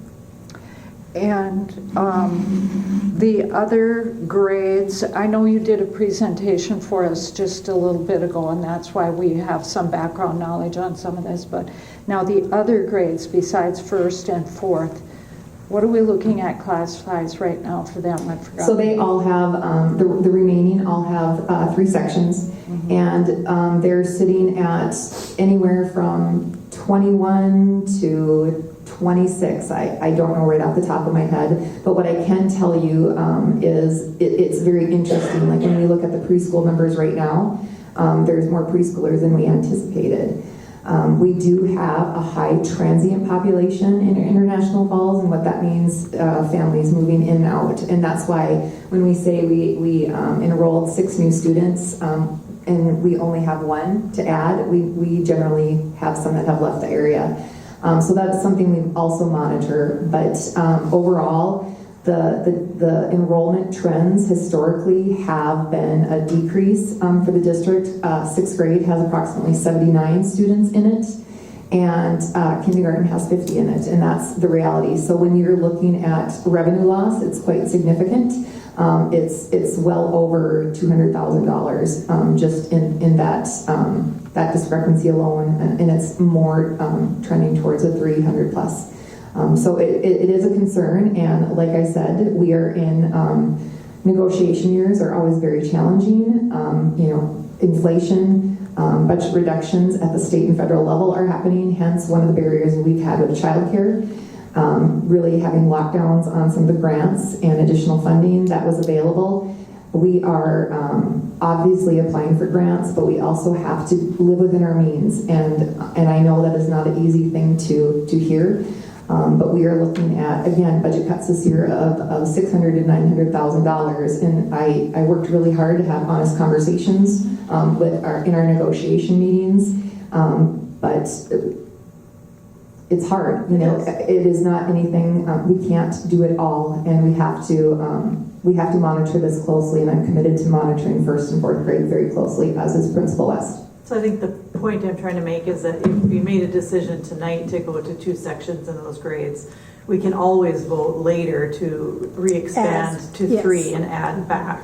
So it's not like a final forever. Correct. If enrollment changes, it would go back up. Right. So I guess to piggyback on that, what do we have a threshold? Like, is there a number that we would revisit? Like if, a fluctuation of students move to the area? So if you look at the enrollment chart that I gave you, when you start looking at anywhere thresholds to 61 students to 79, those are conversations that we need to start having. But when you look at classroom sizes, and I empathize. I was a 6th grade teacher, and I had 29 students in my classroom. It is very hard. That being said, we're committed to making sure they have additional supports if needed, or adding a 3rd section back in based on the enrollment trends. Whatever the board decides tonight is not the final decision, because our hopes with the new models, instructional models that we're going to be offering, is that we're going to see some of the students return back to the district when they see some of the offerings that are going to be afforded to them in 26, 27. At a preschool and 12th grade level, we will be operating on a full online school for kindergarten through 12th grade. Okay, great. I'm sure, like all of us, I'm struggling, of course, hearing the teachers and weighing the financial responsibilities with the realities of what it's like to teach kids. It's not easy, and I just want to make sure that we're very clear that, if we do decide tonight to go to 2 sections in those grades, that there is always the opportunity to add back based on the enrollment. Okay. Any other discussion or questions? No? All right. There's a motion by Rox and a second by Dale to approve the 26-27 school year West End Early Education and Falls Elementary School sections based on projected enrollments. All those in favor? Aye. Opposed? Okay, motion carries. approve the 26-27 school year calendar. Do I have a motion? I'll make that motion. Second? Rox will second it. So we got questions. Yeah. Discussion? We got questions. So I did receive your email tonight, and I appreciate the questions. So this school year and next school year are unique situations when it comes to when schools can start across the country, but specifically to the state statute for Minnesota. We are allowed to start school before Labor Day this year because of how late Labor Day falls. I do support this for the fact that I think it's a hindrance to go longer in the summer because then our students are missing 7 to 10 days of instruction, grade level standard instruction based on the materials that they need to know and get ready for the next grade level, in addition to being adequately prepared for their state assessments. So I am in favor of this. I have met with the union on this and administrators on this, so I am proposing to just for the 26-27 school year to start school before Labor Day this year. I was shocked when I looked at the calendar and saw that Labor Day was so late. It made sense. Yeah. It is late. I guess I just struggle because summer's so short as it is, and a lot of people, that's like their last family get together, like their last vacation. I guess that's where I'm struggling with it. I understand. And I think when I look at the calendar, they're still going to get all of their weeks of summer break. It's just that the Labor Day falls such a whole week later. So it's not like they're missing out on their summer days. It just feels weird because they're coming to school for a few days and then going off for Labor Day. I think one of the things that is a concern is parents not being able to have input, and we know that sometimes parents, really have strong feelings. I think it's important that we give them all the information, but we maybe should let parents have more input on this one. I agree. I think I wish this one would have gone to a vote, or had been on the agenda sooner, because I didn't even realize it was added today, and until the last minute, unless you're familiar with the calendar, I maybe wouldn't have caught it, Yep. I guess to me, I would like to see it tabled and get voter feedback, but... Well, as I understand it, we have an option to either start before Labor Day or go after Memorial Day, right? After Labor Day. After Go to school after after Labor Memorial Day. Day. Go into June, yeah. Yeah. I don't think anybody wants to do that either. They're both bad options. They're both bad options. Yep. Yeah, they are. It's just a bad year because of where Labor Day falls. I really didn't realize it was so late. Yeah. Very late. I do believe in the concept of doing it, of coming back to school before Labor Day. I don't believe in not giving parents some time to talk to us. Yeah, I think a lot of families already have their summers planned out for next year, and maybe this wasn't taken into account. Yeah, so I guess basically it's either start, a week before or go longer. And I know when it gets hot, I said thinking the same thing. In spring, when it starts getting warm, it's like, oof, it's very hard. And graduation would be then later, potentially, which would be hotter as well. Yeah, most likely. But it's not really starting a week before, because last year they had the first off, right? Last year was the first. So it's not really starting a week before. No. It's that Labor Day is a week after. It's just a mind thing. It's a mindset. The way the mindset. calendar, the way the calendar looks. And to me, I guess it's not the calendar stuck in my head, it's that people use that weekend, as a long weekend for their last family gatherings and stuff. So. But to That's where that I'm point, struggling. though, to that point, athletics start halfway they start through in August. right. And I remember when I coached cheerleading, I had to remind people all the time that usually the first football game is that Friday of Labor Day weekend, and people would get a little uptight about it, but it is what it is, and if you're involved in things, then they gotta be around anyways, so. I guess I'll just add one more component to this is this is an anomaly of a year. Yeah. This is not something that will be repetitive. We don't usually gather input on a calendar from our families and community, though I do, please know I do respect and value input. There are so many factors that go into building a school calendar. We've redone this calendar dozens of times.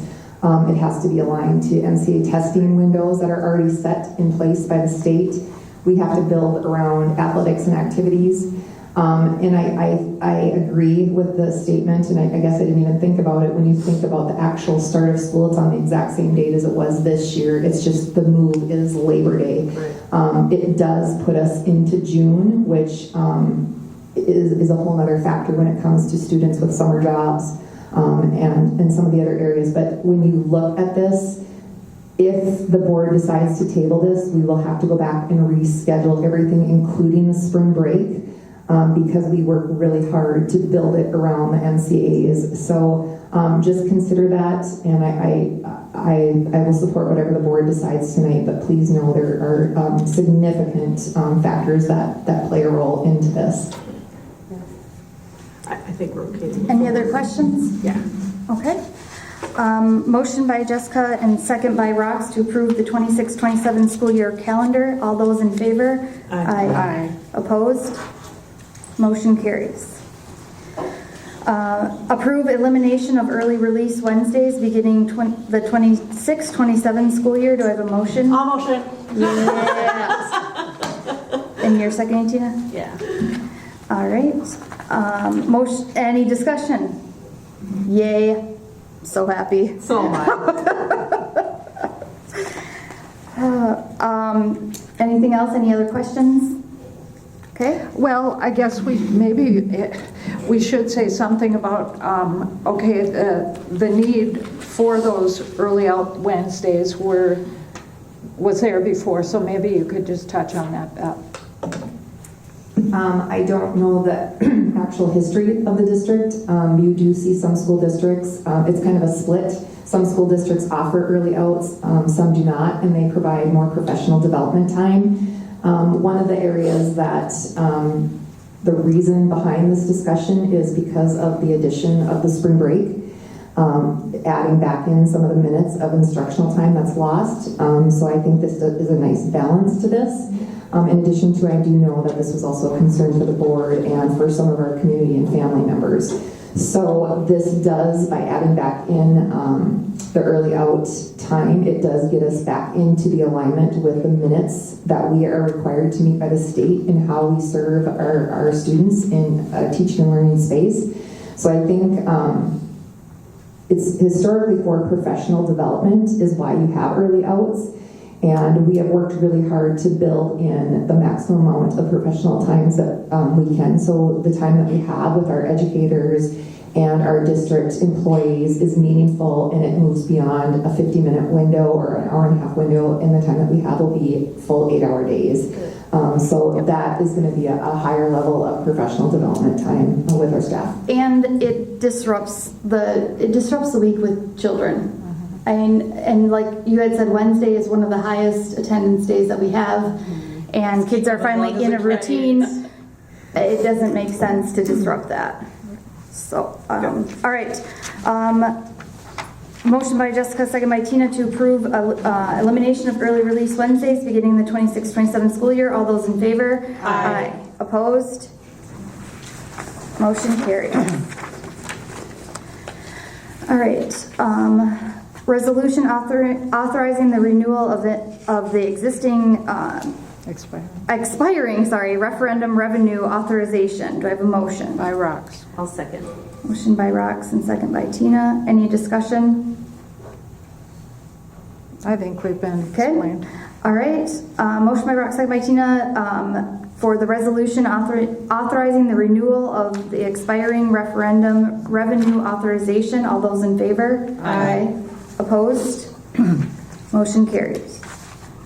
Approve acceptance of the MDE fiscal year 2026 full service community schools strategy grant opportunity in the amount of $571,194.37 to support ISD 361 into a community hub that integrates academic, social, and health services to reduce non-academic barriers and support student and family success. Do I have a motion? I'll motion.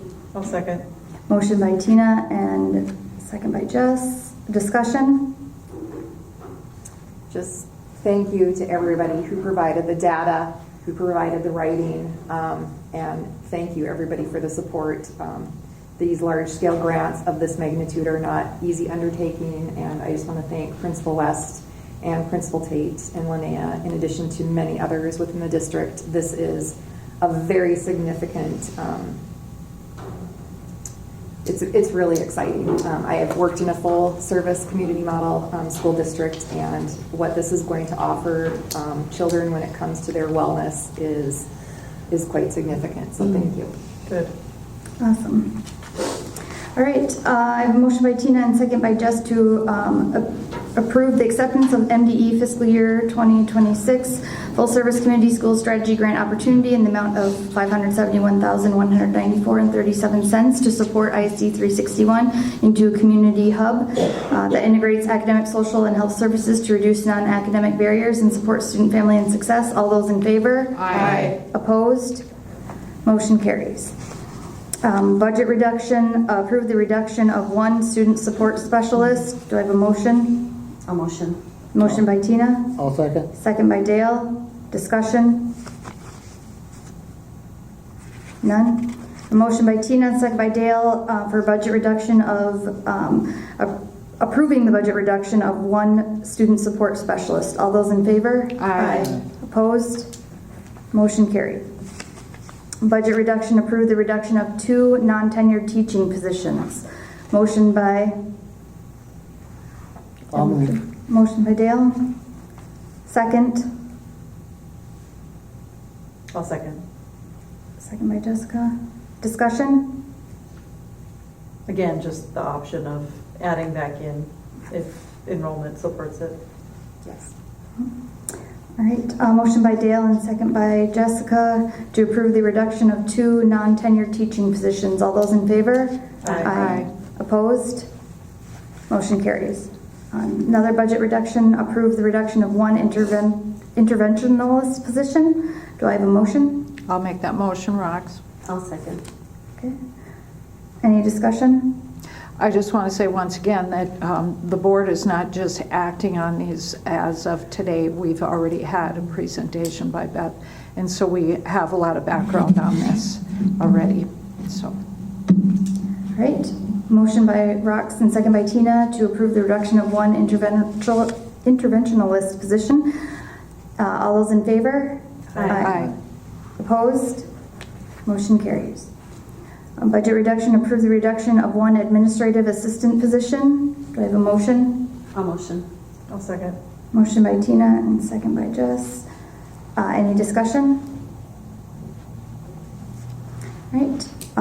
Motion by Tina and second by Jess to approve the reduction of 1 administrative assistant position. All those in favor? Aye. Opposed? Motion carries. Number 2, maintain our facilities to be welcoming, safe, and efficient for use by students and the community. Do I have a motion to approve the acceptance of the MDH led remediation in schools and child care centers grant in the amount of $17,500 to replace 5 water bottle filling stations at the Falls High School? motion by Rox. I'll second. Motion by Rox and second by Tina. Any discussion? All right. Motion by Rox, second by Tina to approve the acceptance of the MDH led remediation in schools and child care centers grant in the amount of $17,500 to replace 5 water bottle filling stations at the Falls High School. All those in favor? Aye. Opposed? Motion carries. I'm requesting a motion to enter closed session. I'll motion. Oh, go ahead. I move that the board close the meeting pursuant to Minnesota statutes 13D.05 subdivision 2B for the preliminary consideration of allegations or charges against a district employee and pursuant to statute 13D.05 subdivision 3B for attorney-client privilege discussion regarding a potential settlement agreement. I'll second that motion. All right. Motion by Jessica and second by Rox to close the meeting pursuant to statute section 13D.05 subdivision 2B, closed section preliminary consideration of allegations or charges against a district employee and or pursuant to Minnesota statutes 13D.05 subdivision 3B, closed session attorney-client privileged discussion regarding potential settlement. All those in favor? Aye. Opposed? Motion carries.